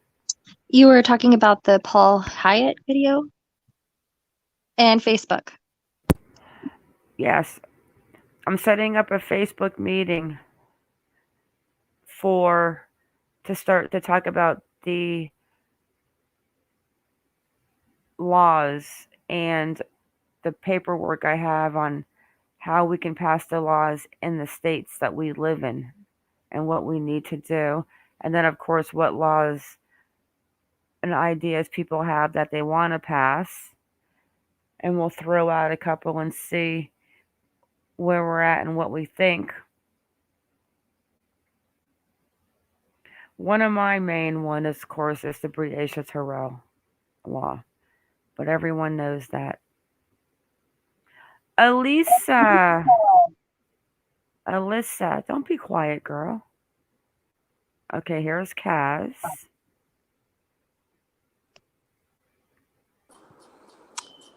Can you hear me, Ma? Perfect. Okay, so I'm going to go find Hyatt's video real quick. And you can, but we want to hear, you're from Australia. We want to hear what you guys are thinking over there, what's going on with little Cleo. Okay. Well, it's being broadcast quite a lot over here. So, 1 second, I'm not being rude, but listen, I'm going to mic down and I'm going to listen from my phone. I actually need to take my little girl out to go to the bathroom. Okay. And I'm going to grab something to drink, but I'm here. And then when I get back, I'll put the Peter Hyatt video on the screen. But we definitely want to hear what you Aussies think about what's going on with Cleo. Okay. Hi, guys. Well, I live in Brisbane, in Australia, which is on the eastern side of Australia. And, of course, where all this has happened is on the west side, hence Western Australia. Now, the things that have come on the local news as well as the national news as far as Chloe's concerned is conflicting as far as are the parents been cleared, have they not been cleared? The senior detective has said several times in several press conferences that they have been cleared. He just doesn't seem to say it all the time. So when everybody gets to read what the news reporters print in the press, it's not given a true and accurate account. Now, please don't think me as a stalker, Mar, or Too Iconic or Hummingbird, but I actually got onto Facebook. Oh, I'm guilty. I do the same thing. Oh, shocking. And I went back onto Ellie. I went into Ellie's account and I went back right to when she first opened that account. Back way before she even had Chloe. She wasn't even pregnant with her. And I've read just about everything that she posted. Now, from what she's posted on there, I, in my heart of hearts, do not think she had anything to do with it. When she met Jake, which was in March 2019 when they officially got together and started living together, she posted that on a Facebook page. And I've seen all the photos of him interacting with Chloe, and this was while Ellie was pregnant with Isla. There is a lot of like loving features in it. So even though I was the first one, I did say to Ma that this was so close to the Dior Kuntz disappearance, I automatically went to that spot and thought they had been in cahoots at the campsite. But then I found out that they were expecting family and friends to join them the following afternoon, Oh, wow. where Chloe actually went missing in the morning. So that again said, well, why would you be stupid enough to get rid of a child, hurt a child, when you know you've got family and friends arriving later on in the morning? And they actually got there earlier to help look for her because it's about 75 kilometres from Carnarvon to the blowhole. So it's less than an hour's drive, especially on, you can travel 120 kilometres an hour on the back roads. So it didn't take them very long to get there at all. The shacks are actually privately owned, and some of them do lease them out. The one that has the camera on it is situated towards the front of where you actually come into the blowholes. What concerned me when I was going through the looking for images of the shacks or cabins, you guys would call them cabins, is there is a particular gentleman that I found a photo of. It kind of freaked me out because of the way he was dressed. His name's Bob. Didn't give his surname, but he's been there for a long time. Now, it was just he gave me the heebie-jeebies. You know how Too Iconic when you see a face and you think, don't like that. Oh, no, absolutely. It creeps me out. I mean, it had nothing to do with the fact that he was cross-dressing in this photo. I've got nothing against people who do that. It was just his facial expression, not the wig he had on, not the woman's clothing he had on. It was just his face. And I thought, you don't look good. And then I'm also suspicious of the caretaker that actually runs the blowholes as well, because he was. Have you seen, I don't know if you've seen the interview with him. It was on one of the. It was posted on the internet. I have not, but now I want to. Yeah. I'll see if I can pull it up and I'll pop it in Discord for you. Yeah, he is very strange in himself as well. You know when somebody is too helpful, wants to help too much. That's Like always a red flag. yeah. Well, in this interview, he was saying to the reporter, "Oh, well, when I heard Chloe had gone missing, I raced down the opposite end of the beach where everybody else was searching, and I couldn't find her." And I thought, okay, that's very strange. So I don't know if the senior sergeant detective has started looking into him yet, but he'd be one I'd look into. Now, to clarify the swimming, there is a protective shallow area where kids can go swimming at the blowholes. There's a reef that stops the heavy waves from coming in, and it's quite large. So toddlers and little kids can go swimming in that area. So I just thought I'd clear that one up. What else? I am in a Pacific group from Australia for Chloe. So if I hear anything before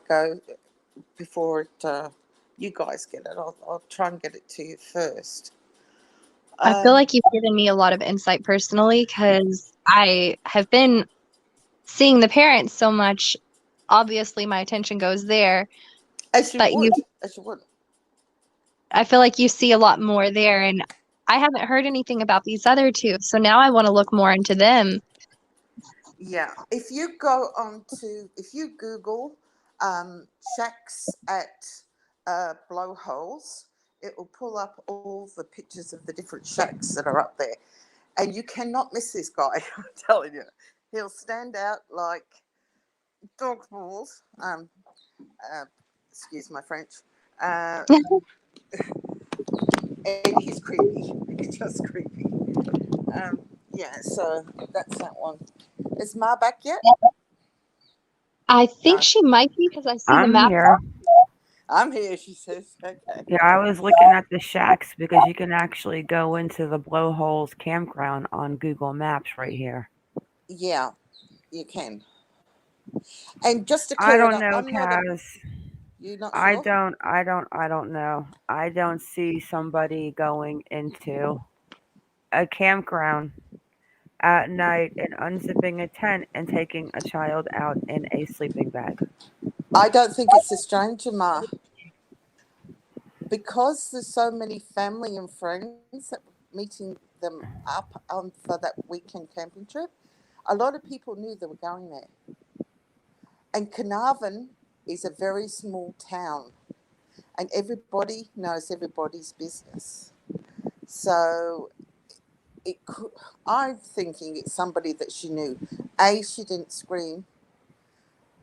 What child would let a stranger, pick them up and take them out of a tent?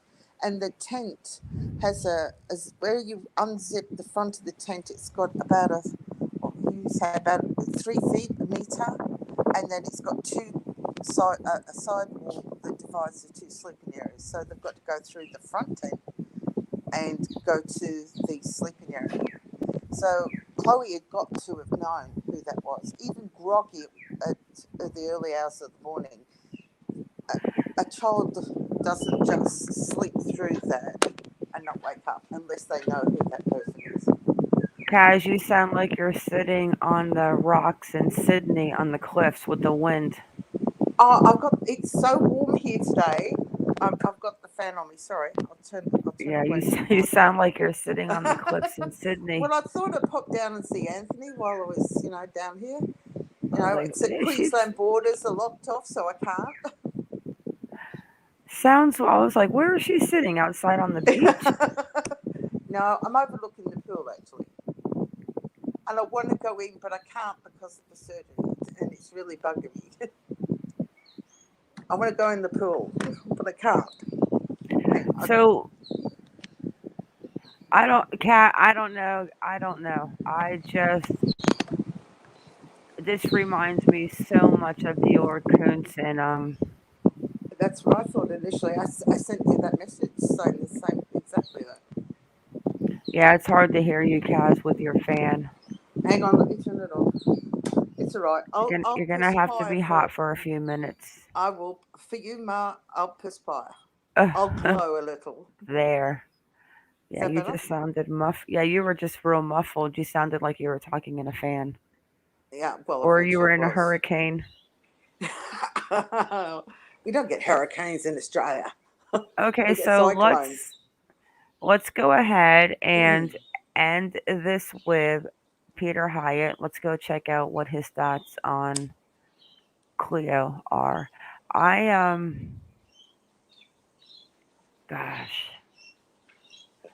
Like when the West Boys came around to this day, I'm convinced that Trezell did something. Maybe an accident, Truzell and maybe his the brother. dog. Michael Vaughn's kind of got me a little.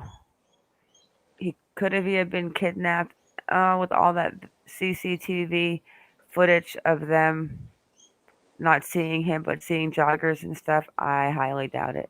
And I pray he's still not in the irrigation system. But Summerwell still has me boggled. But this one right here, the stepfather makes the hair on my neck stand up and he makes me cringe. And something about him rubs me the wrong way. So, let me find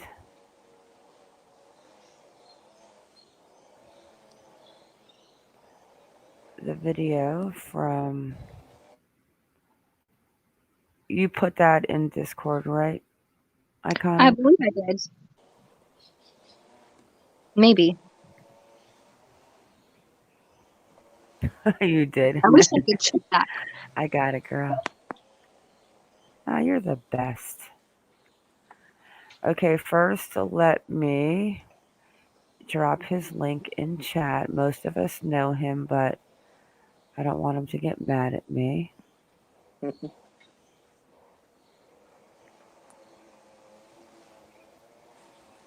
Okay. How do I see? Can I see this via the? Oh, I can't. I love her accent. Can you what? See, I'm not 100%. I'm not Australian, by the way, Ma. I live in Australia, but I was actually born not far from your boyfriend. So I'm actually That's not. English Yeah. girl. Okay. Okay. Okay. Wait. Let's clarify one thing. Matt is not my real boyfriend. I know that. Okay, that's just a little. It's a little internet joke that we had. Yeah. Yes. Yes. Matt is a great guy. I love him as a friend, but he's not my boyfriend. No. I should have stated your internet boyfriend. I will stand corrected. I'm sorry. I'm gonna move to Australia and find me an Australian boyfriend with that accent that's gonna say, "The baby ate your dingo." Oh, I'm in love. I've got a few single male friends I could hook you up with, Ma, if you want. Corina Perez. Do either mom or stepdad have a background? I wish that we were able to check backgrounds in Australia, but we can't. I don't know if Kaz, do you know where the house is in Carnarvon? Yes, I did have it up the other day, so I can pull it up and give you the street address. Well, yeah, not tonight, but maybe No. we can take I'll a send it to road you. trip by the house and see where they lived. Okay. Here goes the video, guys. So I'm gonna mute. How long is Can this I video? see the video? Yeah, we're gonna play it right now, but it's an hour long, guys. So I'm gonna speed him up, and I'm not gonna be able to listen to all of this too long.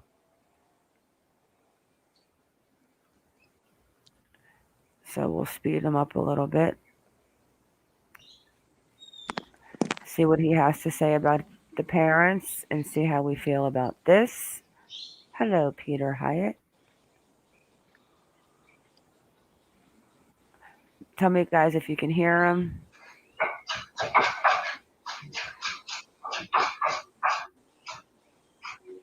No.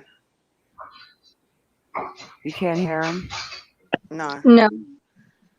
And I'm not good at reading lips. Hang on, I probably forgot to click the sound button.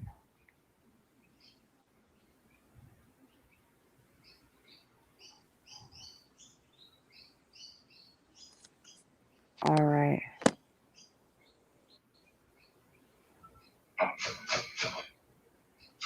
How about now?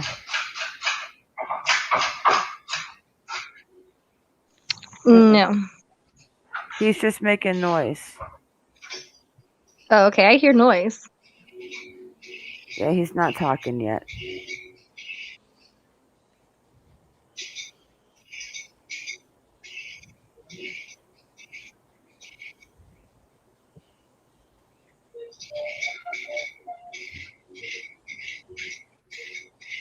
We're good to go?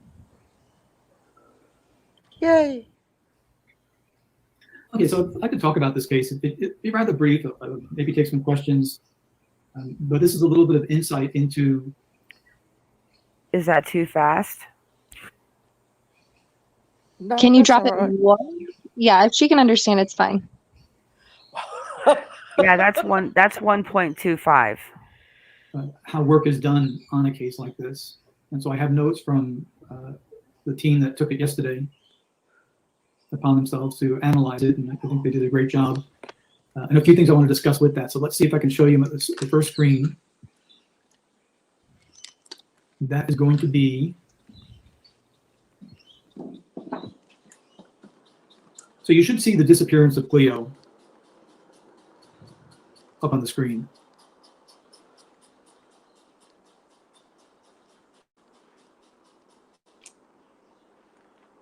Did everyone see that? Good, thank you.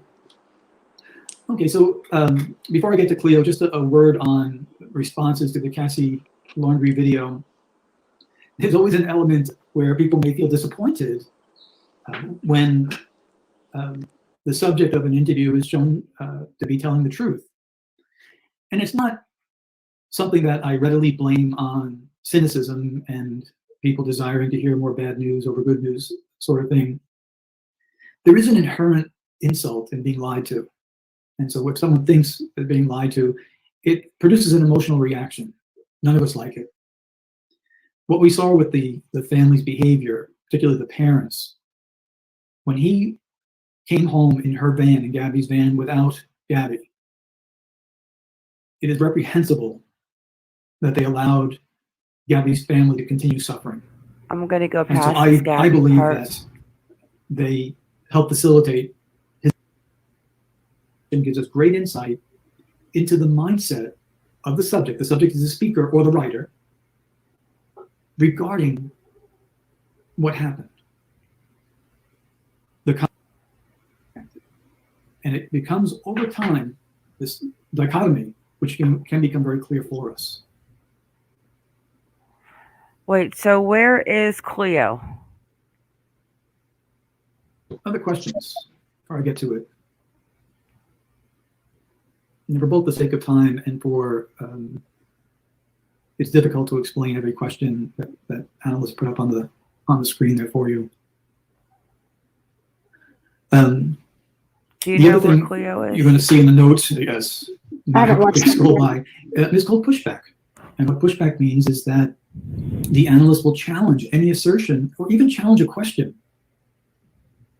Hang Disagreement on, had been there. Here we go. Hang on. We wanted the kids to go to sleep and camping. So we kind of learn from that as we go along. Let's put up on the screen there for you. Okay. The other thing starting here. you're going to see in the down. notes, yes, no matter how quickly I scroll by, it's called pushback. And what pushback means is that the analyst will challenge any assertion or even challenge a question. Disagreement is a great necessity. Now, one of the things that you already should have heard in my voice was a bit of bias. I said, I can't picture myself camping with a young baby.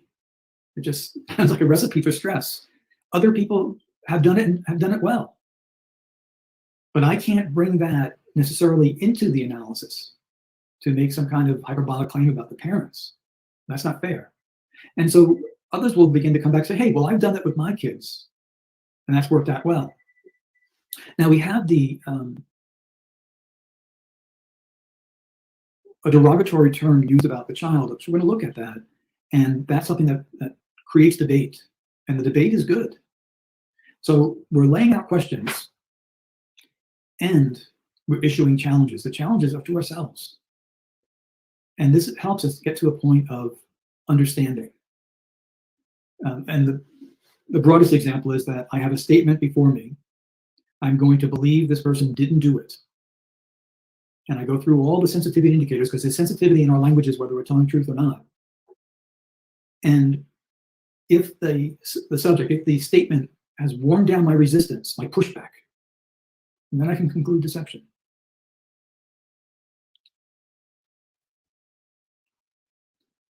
Okay, let me show the screen now of the statement itself.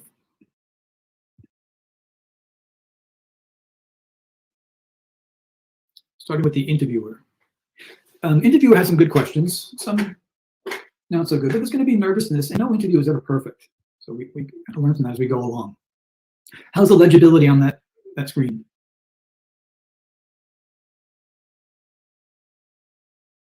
Just want to make sure that's okay if everyone can see that screen well.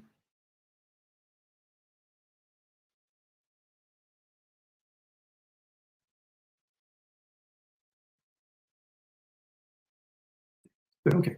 So the interview said, do you mind starting by just taking me through Friday night and Saturday morning? The best question is asked as to what happened.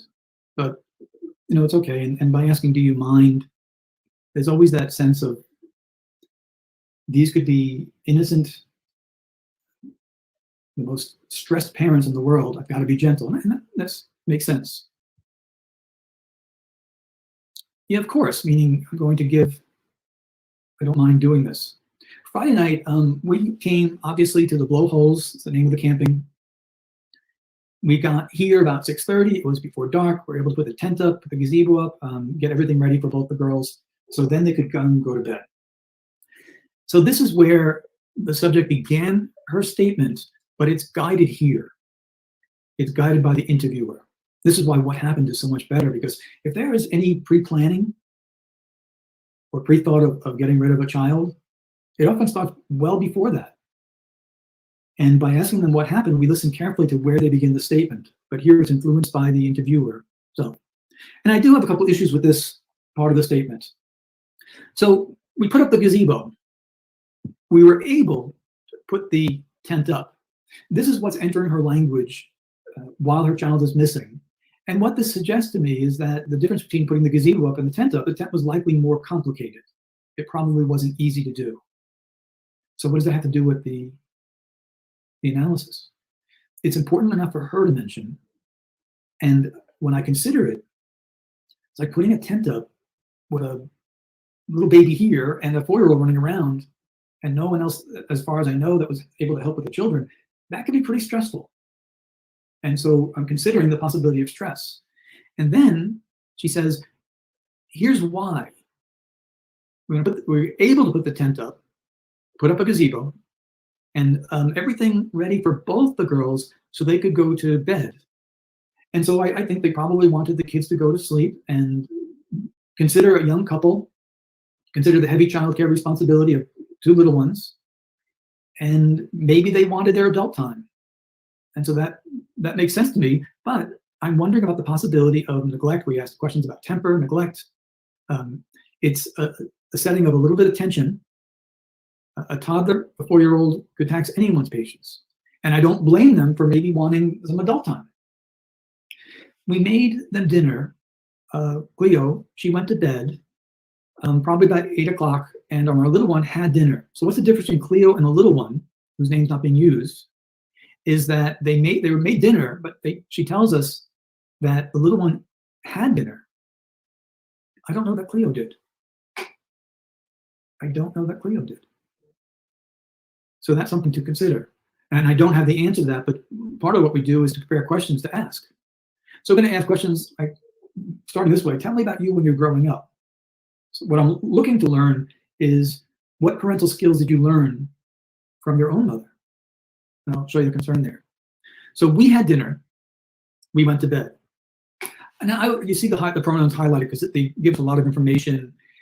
In context, I prefer hearing a biological mother speaking for herself. But in context, she is standing or seated, I don't remember which one it was, but directly with her husband, the stepfather. So we becomes natural with that context, or at least that we were not going to put more weight into it because of the greater context of the picture.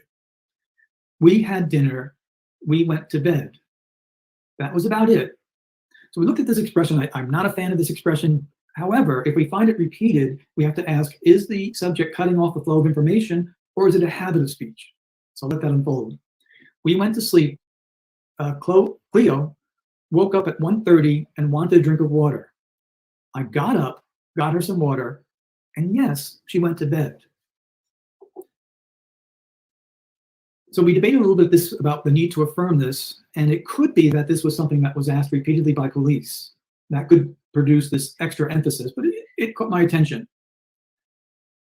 I also wondered why she didn't say that Cleo went back to bed.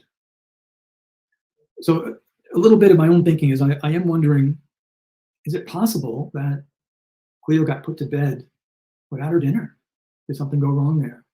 I don't know the answer, but I'm wondering that. And is it possible that Cleo wandered outside earlier, or was being difficult, or was even told to stand outside the tent while they were doing something? I don't know.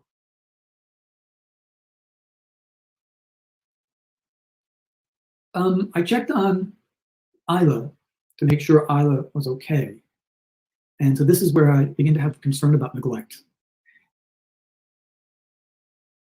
If Isla was sleeping, would she need to be checked on? Now, I can't picture the tent with the division. It's just not something in me culturally.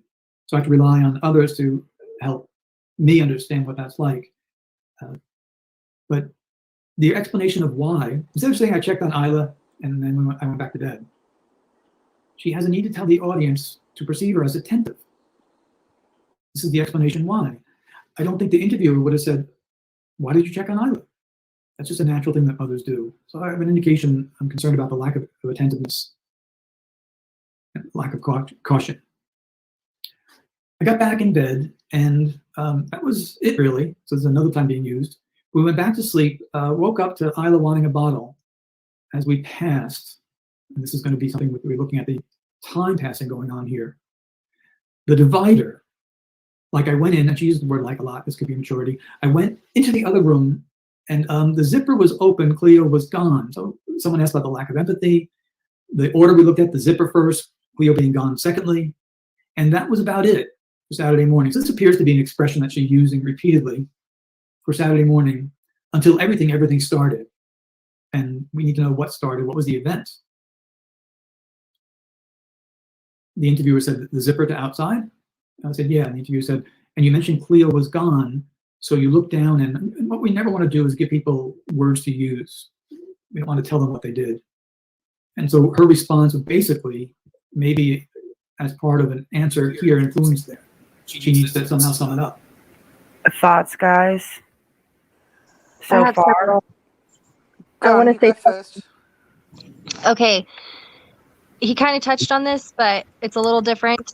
Ela was fed, Cleo was put to bed, then they had dinner, then they went to bed. So 2 times did they mention the 3 of them having dinner. But still, Cleo, like you said, when did she ever have dinner there? And then she says that she checks on Ela to make sure she was okay. Why was she not checking on both to make sure both were okay? Well, Something I did. how were they not? She was in a sleeping bag, and Cleo was on. I mean, Ayla was on a cot next to her. Yeah, so why specify that she was checking on just Ela? And then third, she was making bottles for the baby. So again, that goes back to why was the water outside of the tent? It would be more convenient for water to be in the tent if you have a baby that's having bottles made overnight, because you're not going to keep formula for an unspecified amount of hours. It does go bad. And that's it for me. Okay. What I took from that was, first of all, you can tell he doesn't have kids. He's not a father himself, or if he is. Wait.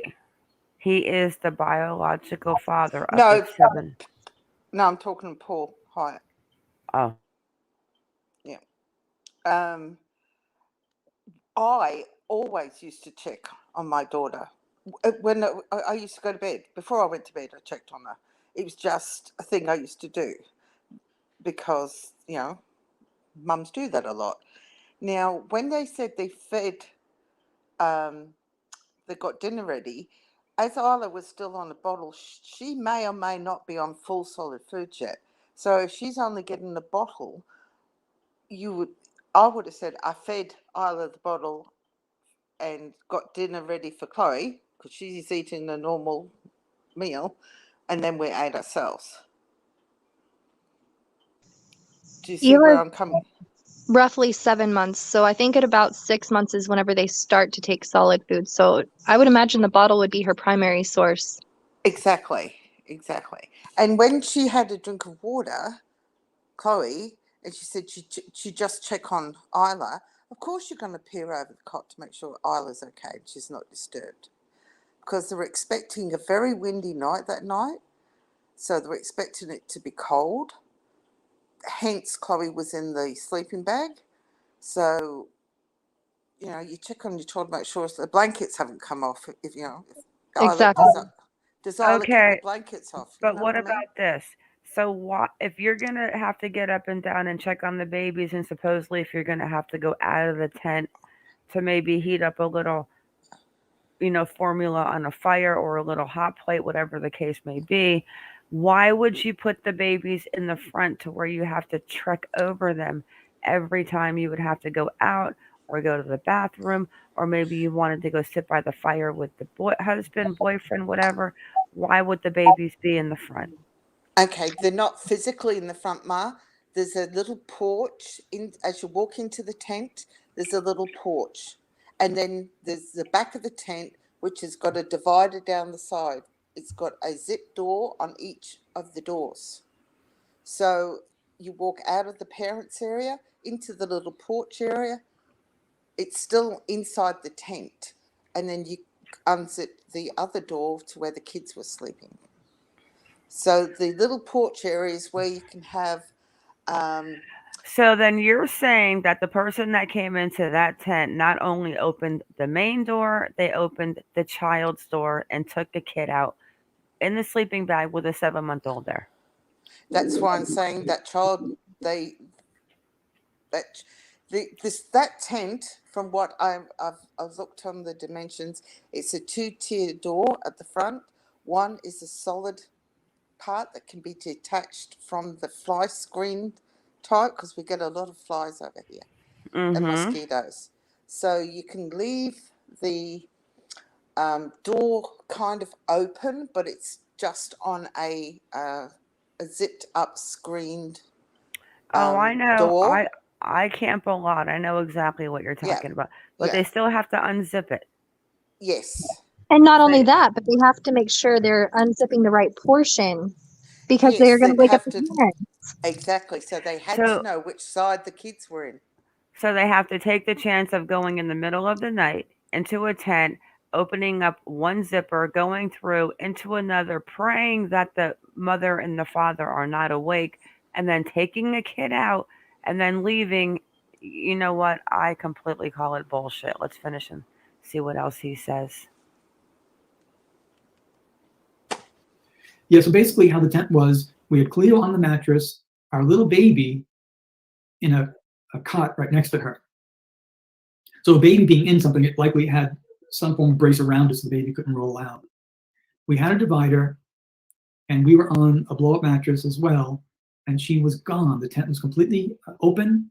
It was 30 centimeters from being open. I mean, I turned around to Jake, and I just said, like, Cleo's gone. So I wondered about the soft language of said. It's not a scream, it's not a yell. And it makes me wonder about this. Very, very unusual for Cleo. I'm not so sure I'd like to believe that one about the 4-year-old. Because it's not like such a shock that she's screaming. What happened from there? And this is a great question. It may seem boring, but it's a great question. Well, basically, we were like, obviously, we went in, like, looking, checking, making sure, like, this is language of immaturity. She wasn't around the tent. So this is the first place to look, was not just in the tent checking, but around the tent.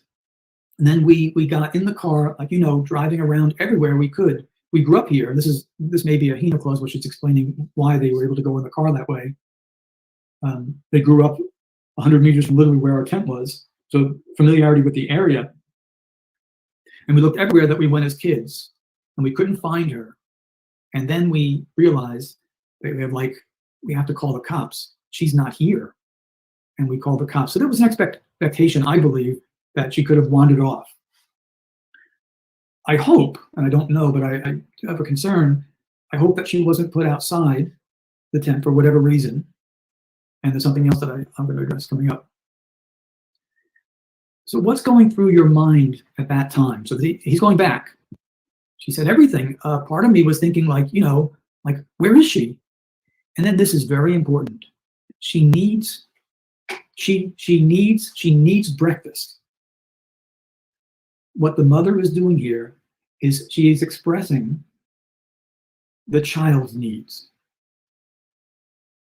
So the first thought is, where is she? And I still think that supports more of the idea that she was someone that could wander or walk away. She needs breakfast. Mom is expressing concern for what the victim, the missing child, is going through at the moment.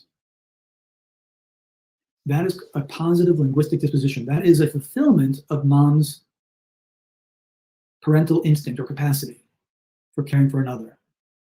Even if it's muted by age or a poor upbringing or anything else, that instinct still comes out. I also wondered if this became part of her mind. Is it possible she was put to bed without dinner? Some people do that as punishment.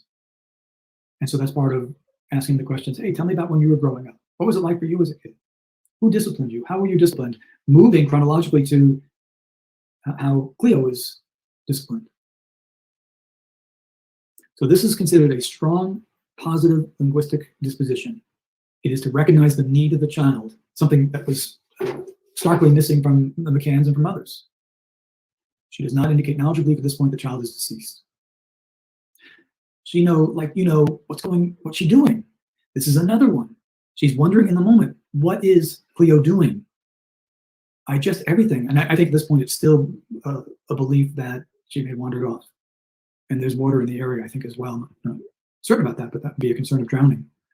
Everything was going through my head. So I wondered, could mom feel guilt over not feeding Cleo? Certainly over a lack of she's missing, so there's some kind of neglect that happened. It's been 4 days now. Tell me about that, the last 4 days. So now it's focused on Ellie. Not a fan of that question. There's so many follow-up questions that could have been asked based on the answers. That's the best thing to do. They've been horrendous. We really haven't slept, so this is concern for self. We've had so much family help us and support, but everyone asks us, what do you need? And now it's expressed. And really all we need is our little girl home. Now this is the mother. I know that she's speaking for both, but this is the mother speaking. So what she does is she answers the question, and she says what it was like, and then she goes to the priority. Sometimes we see a priority as the first thing that comes out of someone's mouth, but here the first thing that comes out of her mouth is an answer to the question over the last 4 days. And then, and this is sometimes seen as like a grand finale, drive home this point. This is what we need. People ask what we need. This is what we need. Her priority is Cleo. What do you think happened to Cleo? Great question. Great question. I don't know. I wish I did. No idea, because a million things, and she's telling us the reason why she has no idea, a million things that I have thought of, and everyone else, and as everyone tells us, they're searching every angle, and we probably have thought of, I guess the worst part is we can't do anything. I like the pronoun I coming in there. It's out of our hands, so we just feel hopeless and out of control. Now she is speaking for both, but let's look at the pronouns I and I again, and the need to explain why. And this is something that you may disagree about, and certainly disagreement is good for what we do, but it's something that I can't get past. So I don't know is not qualified. It is flat out short sentence. And I believe her. I believe she doesn't know. It wasn't we don't know at that point. It was I don't know. And I wish I did. But then she explains why. And she's heard so many different opinions like that.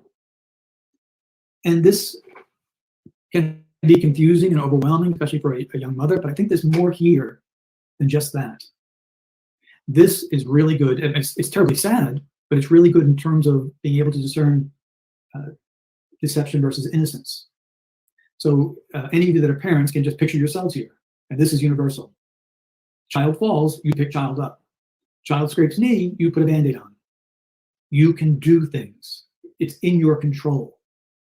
When a child is outside of our control, it rages against our protective capacities, our instincts. The feeling of being without hope of helping, because that's what is here in context, out of our hands, and she goes to the plural. But I like the eyes here, and I compare them to the plural, and I ask, what's going on there?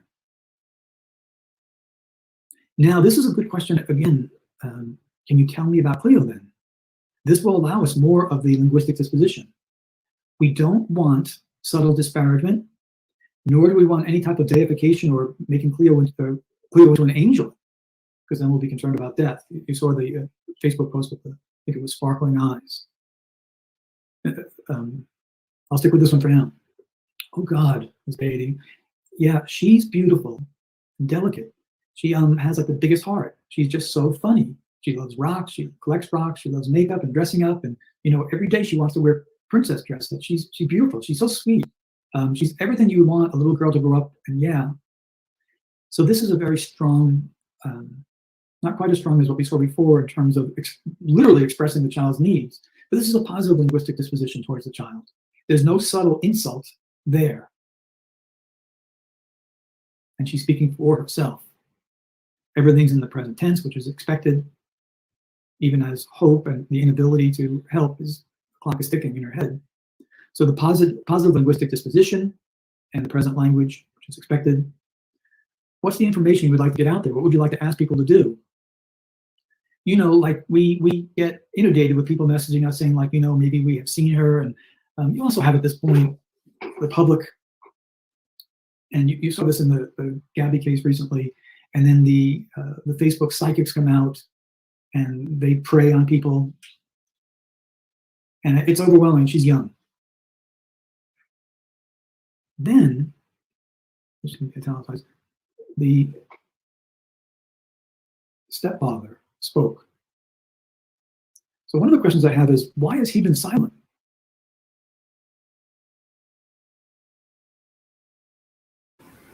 All right, let's talk about that little part before they get into the stepfather, because I'm starting to have a whole new little feeling about what I actually think might have happened.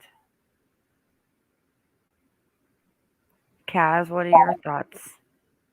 Because the mother does speak of Chloe seriously. It's always in the present. She never Yes, speaks she of her does. in the past. No. Which tells me, she still thinks she's alive. Well, in mind, she's still alive. Not like he who shall not be named constantly calls his daughter in the past tense. I'm just getting. I don't know how good of a analyst this person is, but he's projecting, in my opinion, he's projecting his own thoughts and criticisms onto the mother. Yes, she is answering the questions, because 99% of those questions were not aimed at the stepfather. Yeah, I think I think he might have been. He was a profiler at one time. Cold. Yeah, but I don't recall. You guys might have seen it. I may have missed it, but I do not recall that interviewer who did that interview with Jake and Ellie asking the stepfather a direct question. He was eyeballed Ellie the whole time. Oh, he had to look down too. It was not. It was on the 7 channel, and the TV show was called. It Spotlight. wasn't. Huh? Was it Spotlight? No, not the one Melissa Caddick was on. It was on that station. Let me see what it was called.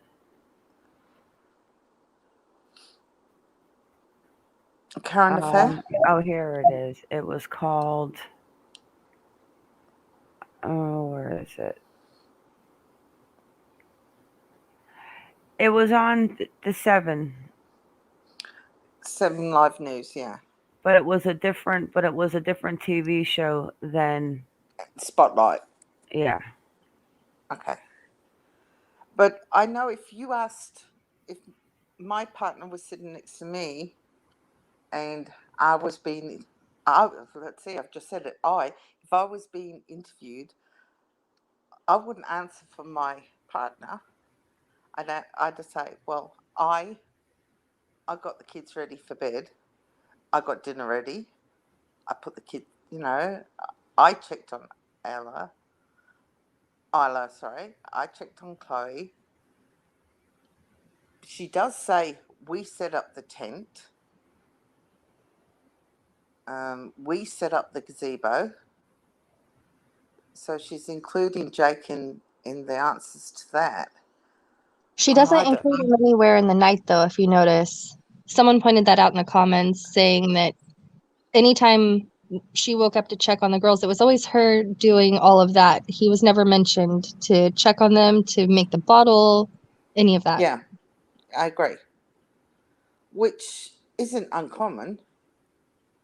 Right. I mean, there's not many, I was going to say fellas, and not many partners that want to get woken up in the middle of the night and get out of bed and go fix a baby a bottle. There's only the rare few that do. So why are you going camping with a 7-month-old if you don't want to deal with making bottles in the middle of the night? But this wasn't their first rodeo going to the blowholes. It was since the baby was born. Yes, yeah. But not with Chloe, it wasn't. They've been up there quite a few times. Yeah, with Chloe, but not with Yeah, not with Isla. No, that was the first time they've been up there. That's why they wanted to go up, because she wasn't able to go up when she was pregnant, and because she was quite large when she was pregnant with Isla. So, all right, we've got about 20 minutes left on this. I'm starting to think now the boyfriend has always rubbed me the wrong way. And now that I listen to this and what's coming up which I don't know what's coming up, but now I start to wonder, is Ellie looking over at Jake because she doesn't really know anything, but she's watching him because is she starting to think like something's very strange about him?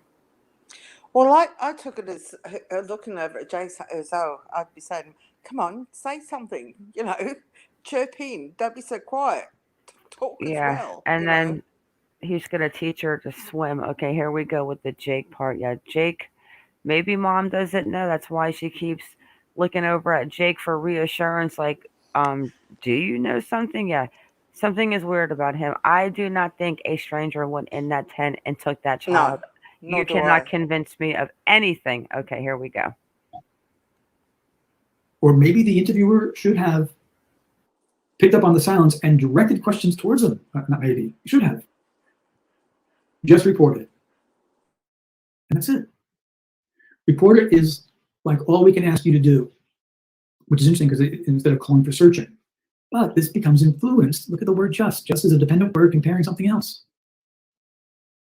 And she'll fumble into trying to get people to look around and listen around, but it doesn't sound terribly convincing. Because we can't do anything, if you see something reported, if it doesn't matter, if it's small or big, and this may have been difficult sometimes with the transcript, if you see something, report it instead of reported, or if you're sure or not like, we want our little girl home, she can't get past the priority. Jake.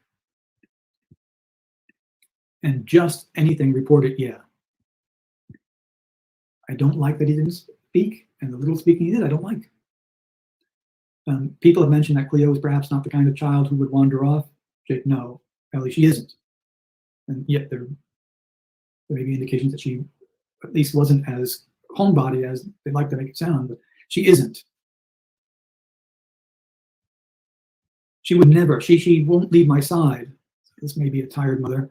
If I'm walking in the shops, I live 5 minutes from the shops, and she won't even walk that far. So I'm concerned about neglect as a lifestyle not criminal neglect, but the possibility of a young, tired mother type of neglect. And then Jake says, pretty lazy. Now, I know if you see the video, he does it with a smile.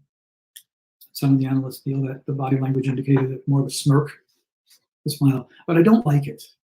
Now, that itself produced some debate within us, and here's why. We all have different experiences and different expectations as a parent or a grandparent, and I brought up an endearing moment when my granddaughter, maybe a year and a half or so ago, when I came to visit her, she was, learning to walk. She wouldn't walk because she wanted me to carry her. And I loved every moment of it. It's a really positive experience. And I look back on sometimes of the video or the pictures most fondly. He's a stepfather. I don't get a sense that it's something of fondness. She'll explain, but this seems like more of a defensive posture for him. So he has said very little, and he should be speaking up, and he's not. She said she's lazy when it comes to walking. So in a sense, it's given like a correction of him. This we would not call a negative linguistic disposition because she didn't offer this. If she'd offered this, I would have been more concerned. She won't ride her bike very far because all she wants to do is just go to the bottom of our stroller. And she would never leave us. She would never leave the tent. And she's wearing, when she left, she was wearing, and she can't go into the toilet without any help unzipping. This is current concern. She'd just come get me. She would never leave. She left. Okay. Mom is showing a belief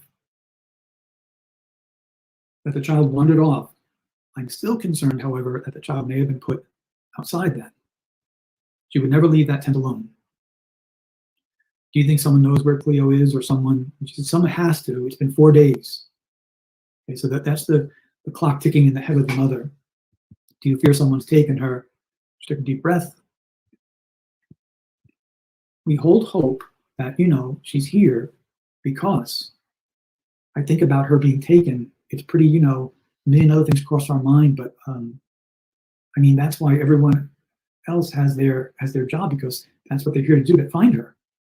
Can you tell me about the massive search? Everyone's learning everything they can. He just repeats, everything they can, yeah, another agreement. We sit, tension, and watch it every day and all night. And then you get a few more words out of him. Yeah, it's going on day and night. He's just using her language. You can see it happening.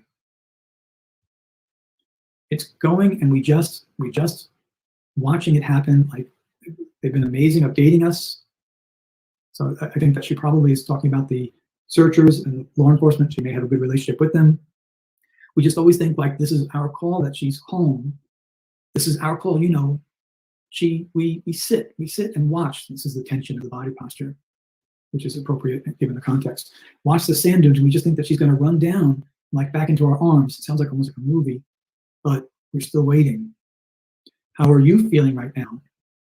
How I'm feeling is how I never want anyone, any mother, to feel with their child. So this is empathy for others. This is empathy for others.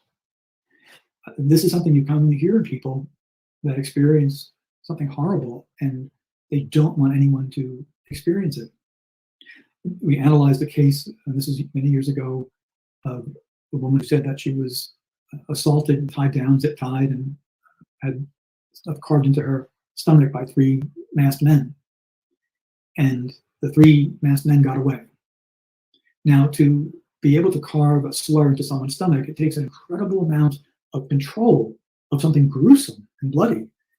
If that's possible to happen, you're looking at 3 extremely dangerous men out there.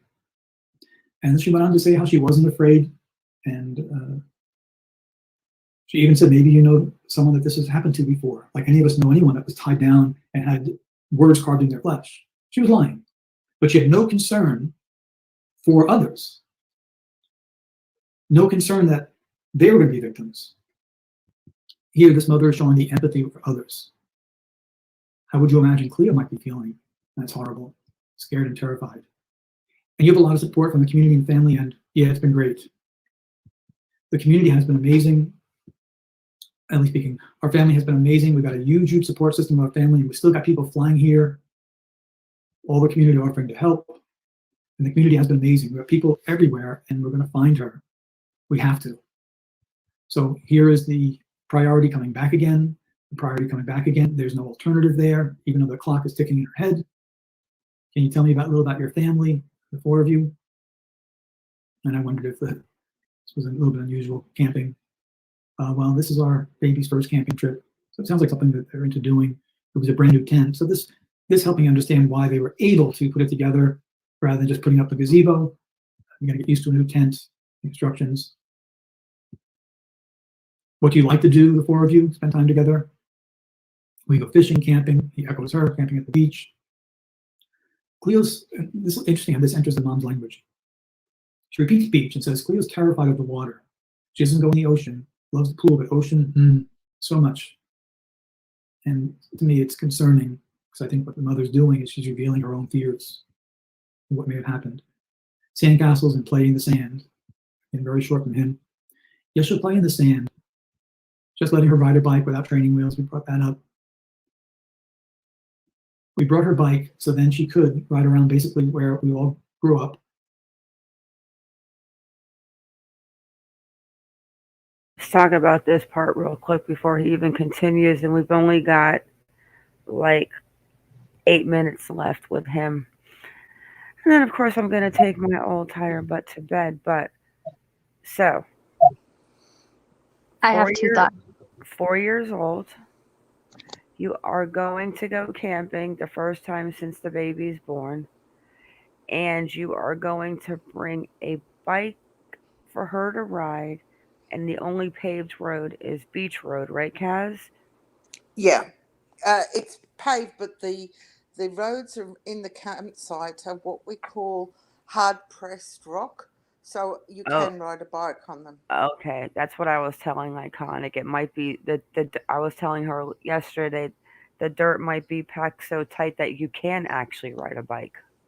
Yeah. Okay, so that would make Otherwise, sense. you get bogged.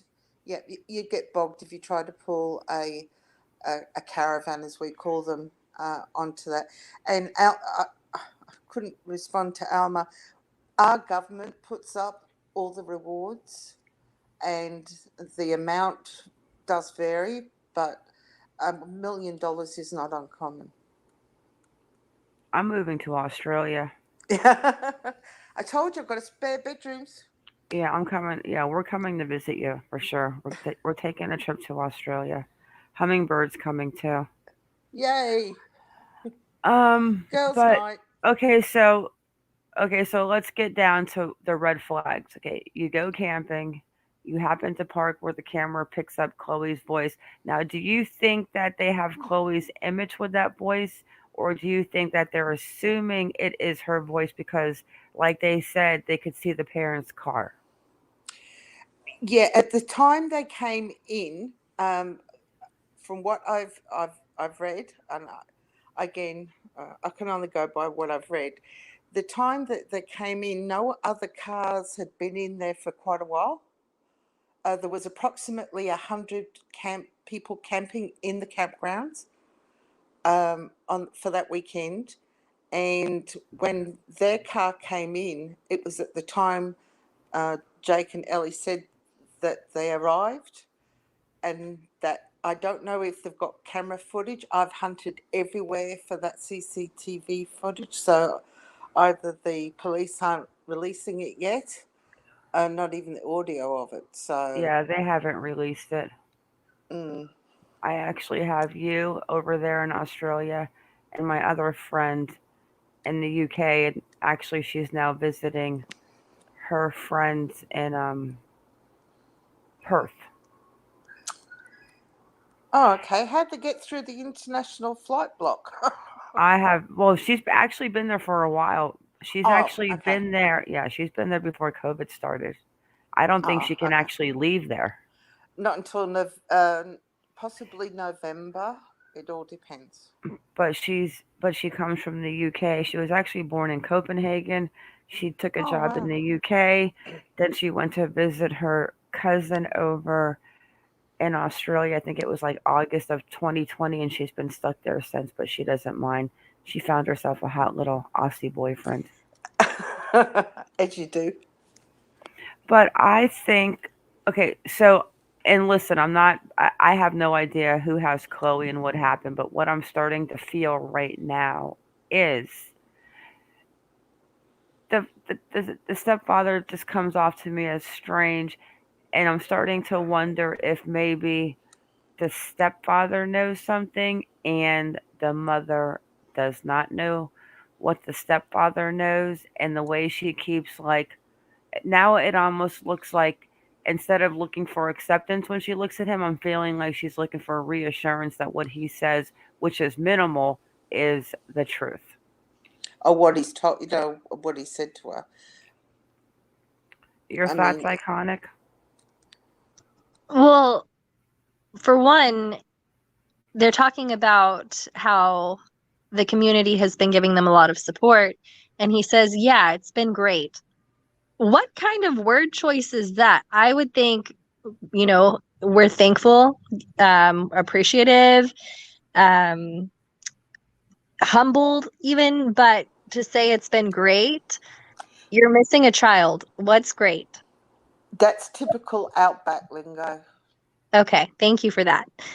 And I noticed one other thing that he didn't read, but it was on the screen. They were talking about something, and he doesn't call Ela by name. He mentions her as it said for the 7-month-old baby. I thought that was a weird thing to say in describing his own daughter. I think he's weird. Thank you, gamer. Thank you, gamer guy. You I mean, make me why is he blush. distancing himself from his daughter? That's kind of weird to me.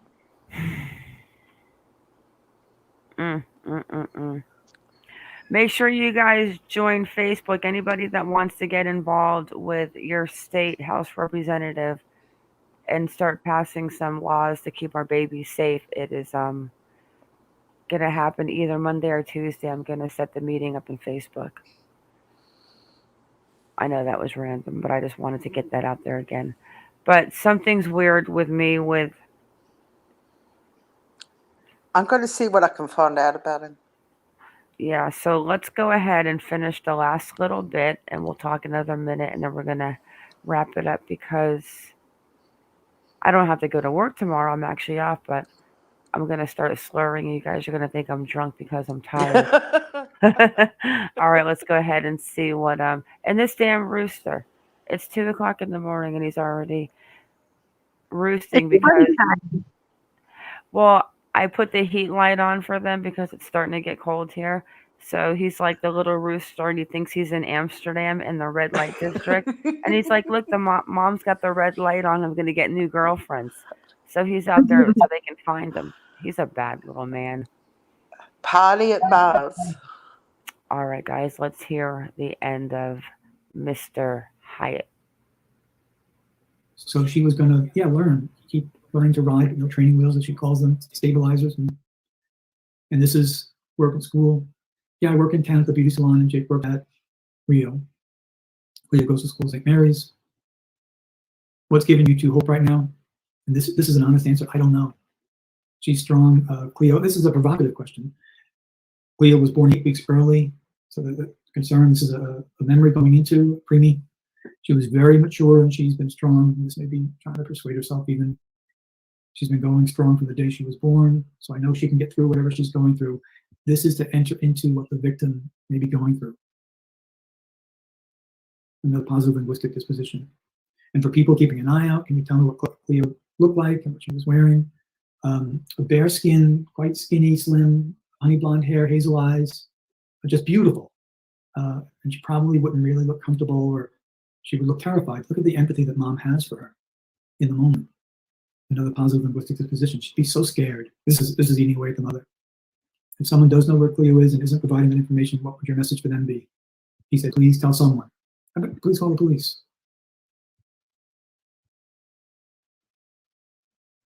Ellie says, report it. What if your child and someone knew and didn't say something? So she's pushing it. So just the last 4 days, you've been sort of here just waiting on any news.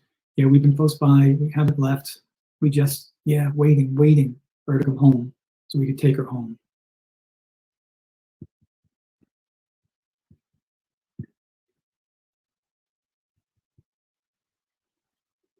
And I'll just kind of answer some of your questions here. I don't know if the grandparents have given an interview. I haven't seen that.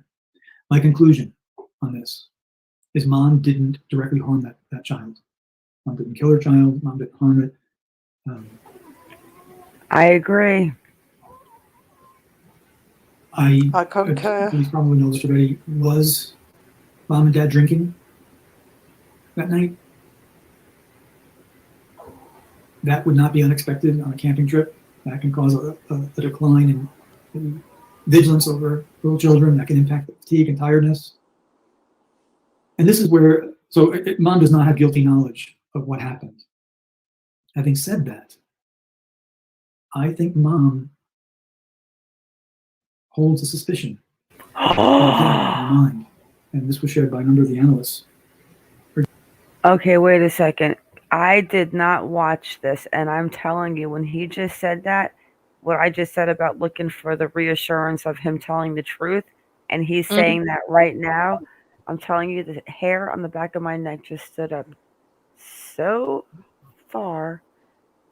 If his next words are about Jake, I'm telling you, I'm going to fall off my bed. Oh, don't do that. My futon, this little futon's going to fold and crush me, and I'm telling you, I am going to end up in Australia on your front door. Fine by me, but don't hurt yourself. Stepfather. And he, OMG! Don't fall. Okay, I'm turning. Okay, I have to turn my mic.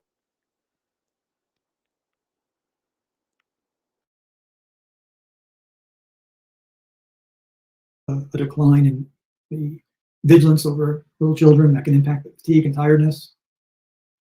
And this is where, mom does not have guilty knowledge of what happened. Having said that, I think mom holds a suspicion or doubt in her mind, and this was shared by a number of the analysts, regarding the stepfather. And it may be something that she's trying to push off, but she does appear to be in her answers joining with him, expected with the same together, but even at times to almost protect him. I didn't like that he called her lazy. I don't credit that to mom because mom's repeating his words. But I can't have any conclusion on the stepfather because he didn't speak enough. I don't know why he didn't speak, but he didn't. So I believe mom has no guilty knowledge. I think there's neglect. There's always neglect, but I don't see mom trying to cover chronic neglect, the kind we sometimes see in heavy drug users, for example. We don't see that there in the language. Mom's priority is finding the child. Mom has empathy for the child. Mom appeals to other mothers in that sense of empathy to report something. Was interesting comment there. Let's see if I can grab that. Seems like mom is pushing the truth from her mind, and that could be what's happening there. I'd like to see the ex-husband's interview or his own statement. I'm not sure, and I can't say with any type of certainty who wrote that Facebook post. I'd like to know more if it was 2 or 1, but I have concerns there.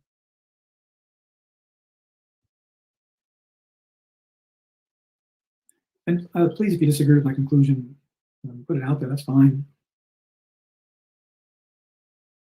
I'm concerned about some form of substance abuse. Why didn't he speak? An extraordinary time, greater context.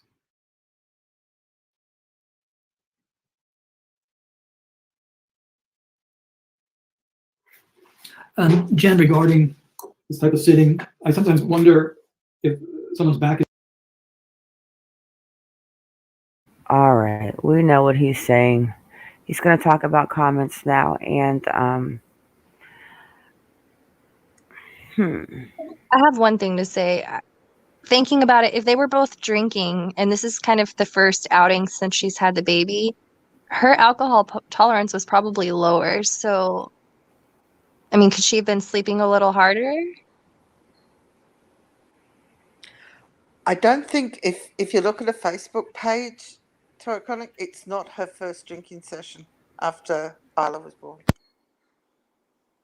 Oh yeah, didn't she have a girls' night kind of recently? Yeah. Yeah, the wedding. Yeah. And let's not forget she used to be a blonde bombshell. She No, was. you're not. Yeah. Oh, let me show you a picture. Hang on. This is Yeah, the I've bio. seen them. Okay.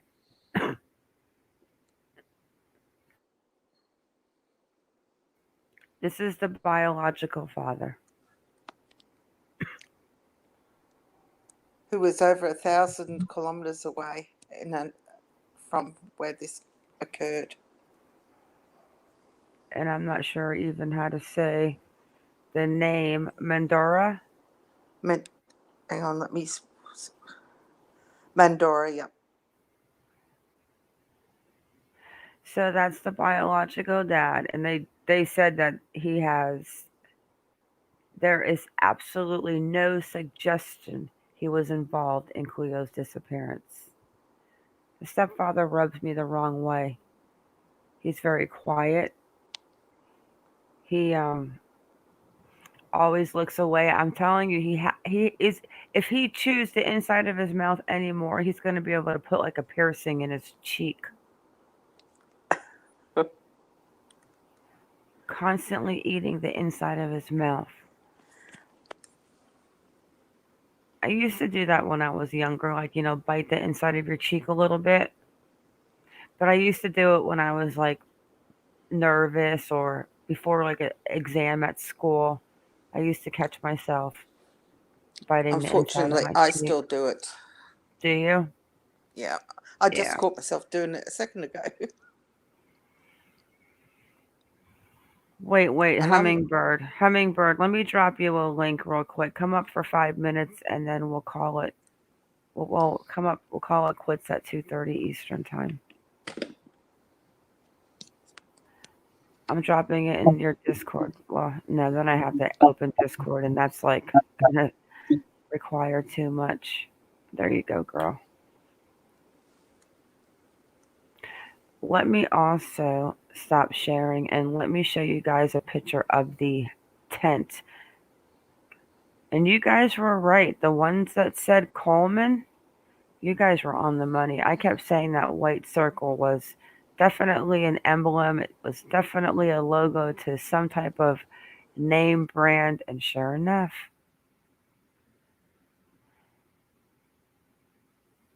it was a name brand too.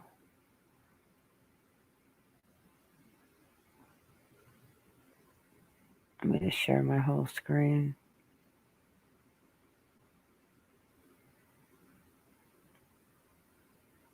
To the tent. So I'm going to open up two of them. The actual tent at the campsite. Hang on. Who is it? We don't want any of that. It's me, Hooker. All right, Heffa.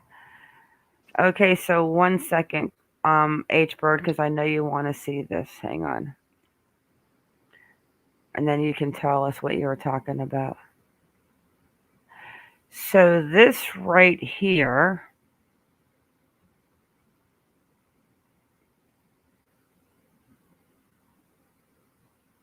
this is the actual camp setup. This is the tent. They got windows. They've got the front. Remember, I kept saying, what is that white circle? Is it a marking, a bleach spot? I'm like, no, it's definitely has to be a logo. You got the shovel for the campfire, supposedly. We know they're taking campfire samples. You've got little Cleo's pink chair and the adult chairs, whatever it may be. This tent is similar, I guess, but it's different colors maybe, but I wish I could see a different view, but I guess that's the See, front that's what I'm patio. saying, though. See how there's like, you can Yes. see through it, so they could use that. I'm not trying to take up for the parents. I'm just saying, if you can see through it, that's another option that they're going to use in their defense, where you can see through it. There's windows on either end. You can see. Okay, I get that, but you are not going to see anything unless you have a light on or a lantern on in that That's tent why I at was 3. asking if they they had a night light for the kids because most kids, I mean, my daughter didn't, but my son had to have a night light. And they have those little lights that you just push them, they run off batteries. The little circular ones, you know what I'm talking about? Yeah, So there are Kaz, built-in ones like. Sorry, sorry. go on. So Kaz is saying this on the right is the door to get in. And then you can see the split in the tent, and you can see it has like 4 or 5 windows, whatever. So in that middle part, you're saying there's 2 rooms back there divided? Yes, that's a smaller version of what they've got. So the version that they've got, as you can see, it's bigger. You see that where that second window is at the back, that's where the sleeping compartments are, and they're divided in half. So Okay. so it's like 2 bedrooms.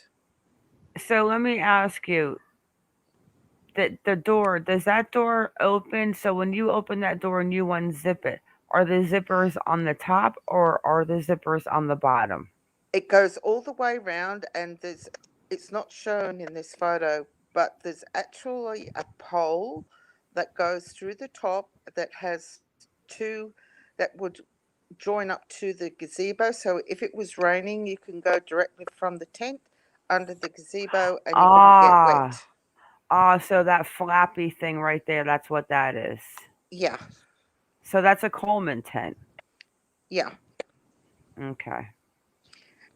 And they've also got a bit of a tarp because not all the tents are 100% waterproof. So as you can see on the top of the tent, they've actually got a tarpaulin that's Mm-hmm. on the top to protect if there's any heavy rains or anything. Yeah, it looks a little flimsy. It's definitely not tight. Mm-mm.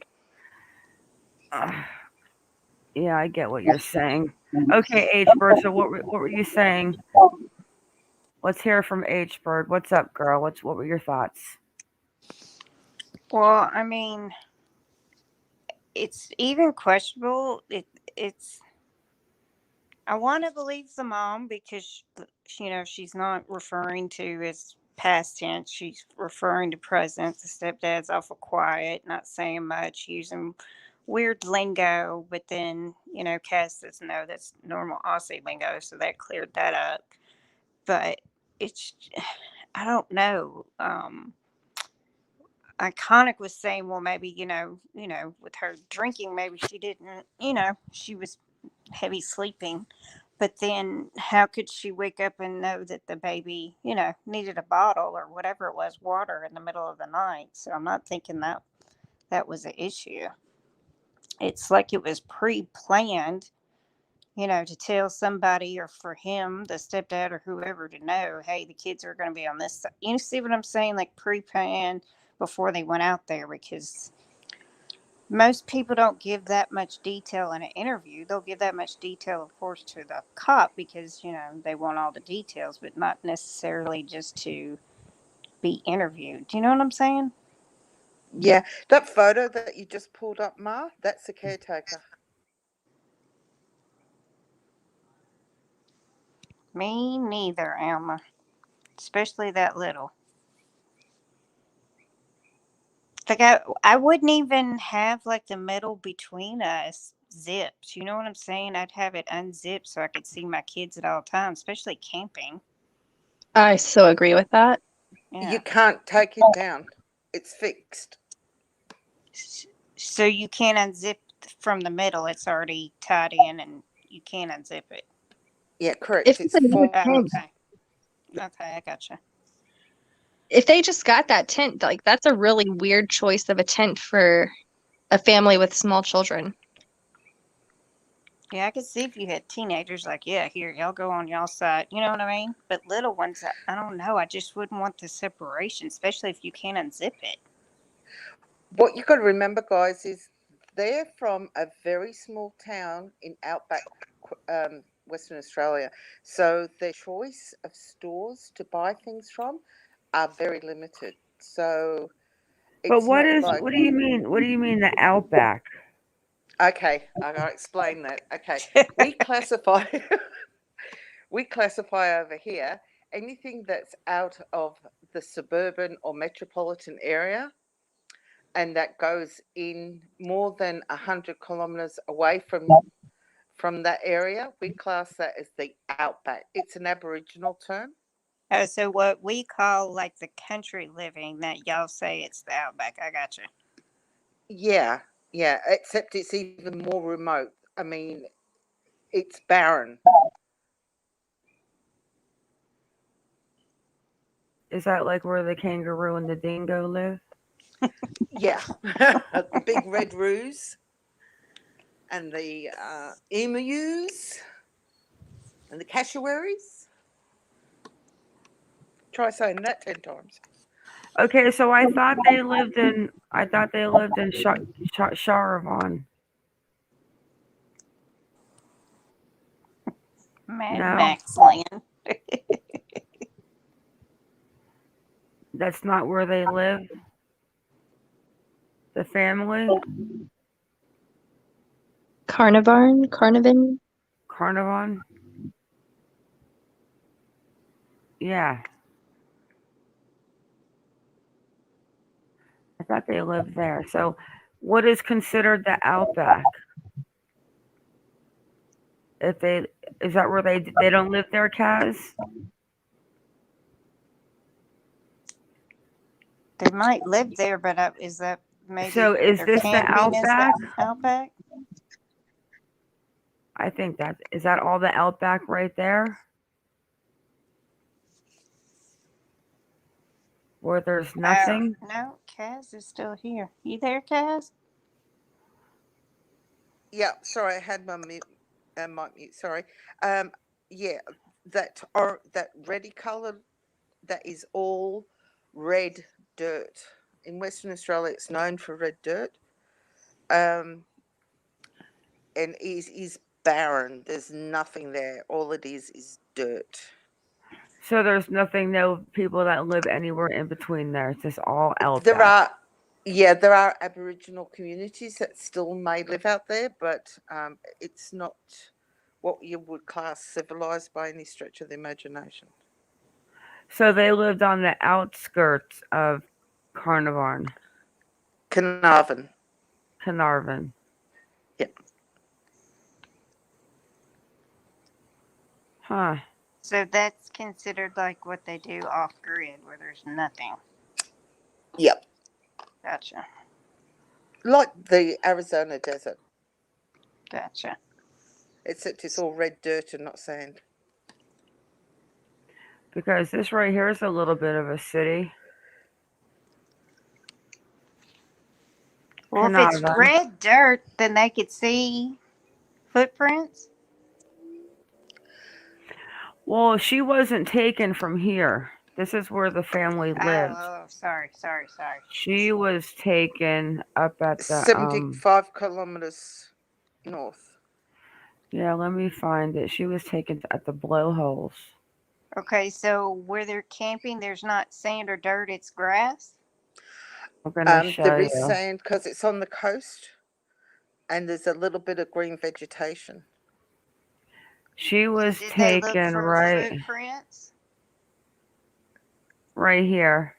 See how it kind of changes from like that Yeah, I see the sand to coloring, almost yeah. like. So here's the Quaba blowholes, But what I'm saying, they couldn't and you get can like get down here. footprints. The ground itself is very compacted, Hummingbird. Oh, okay. So you don't leave much So you of a can mark. drive on it. I gotcha. There's no give to it.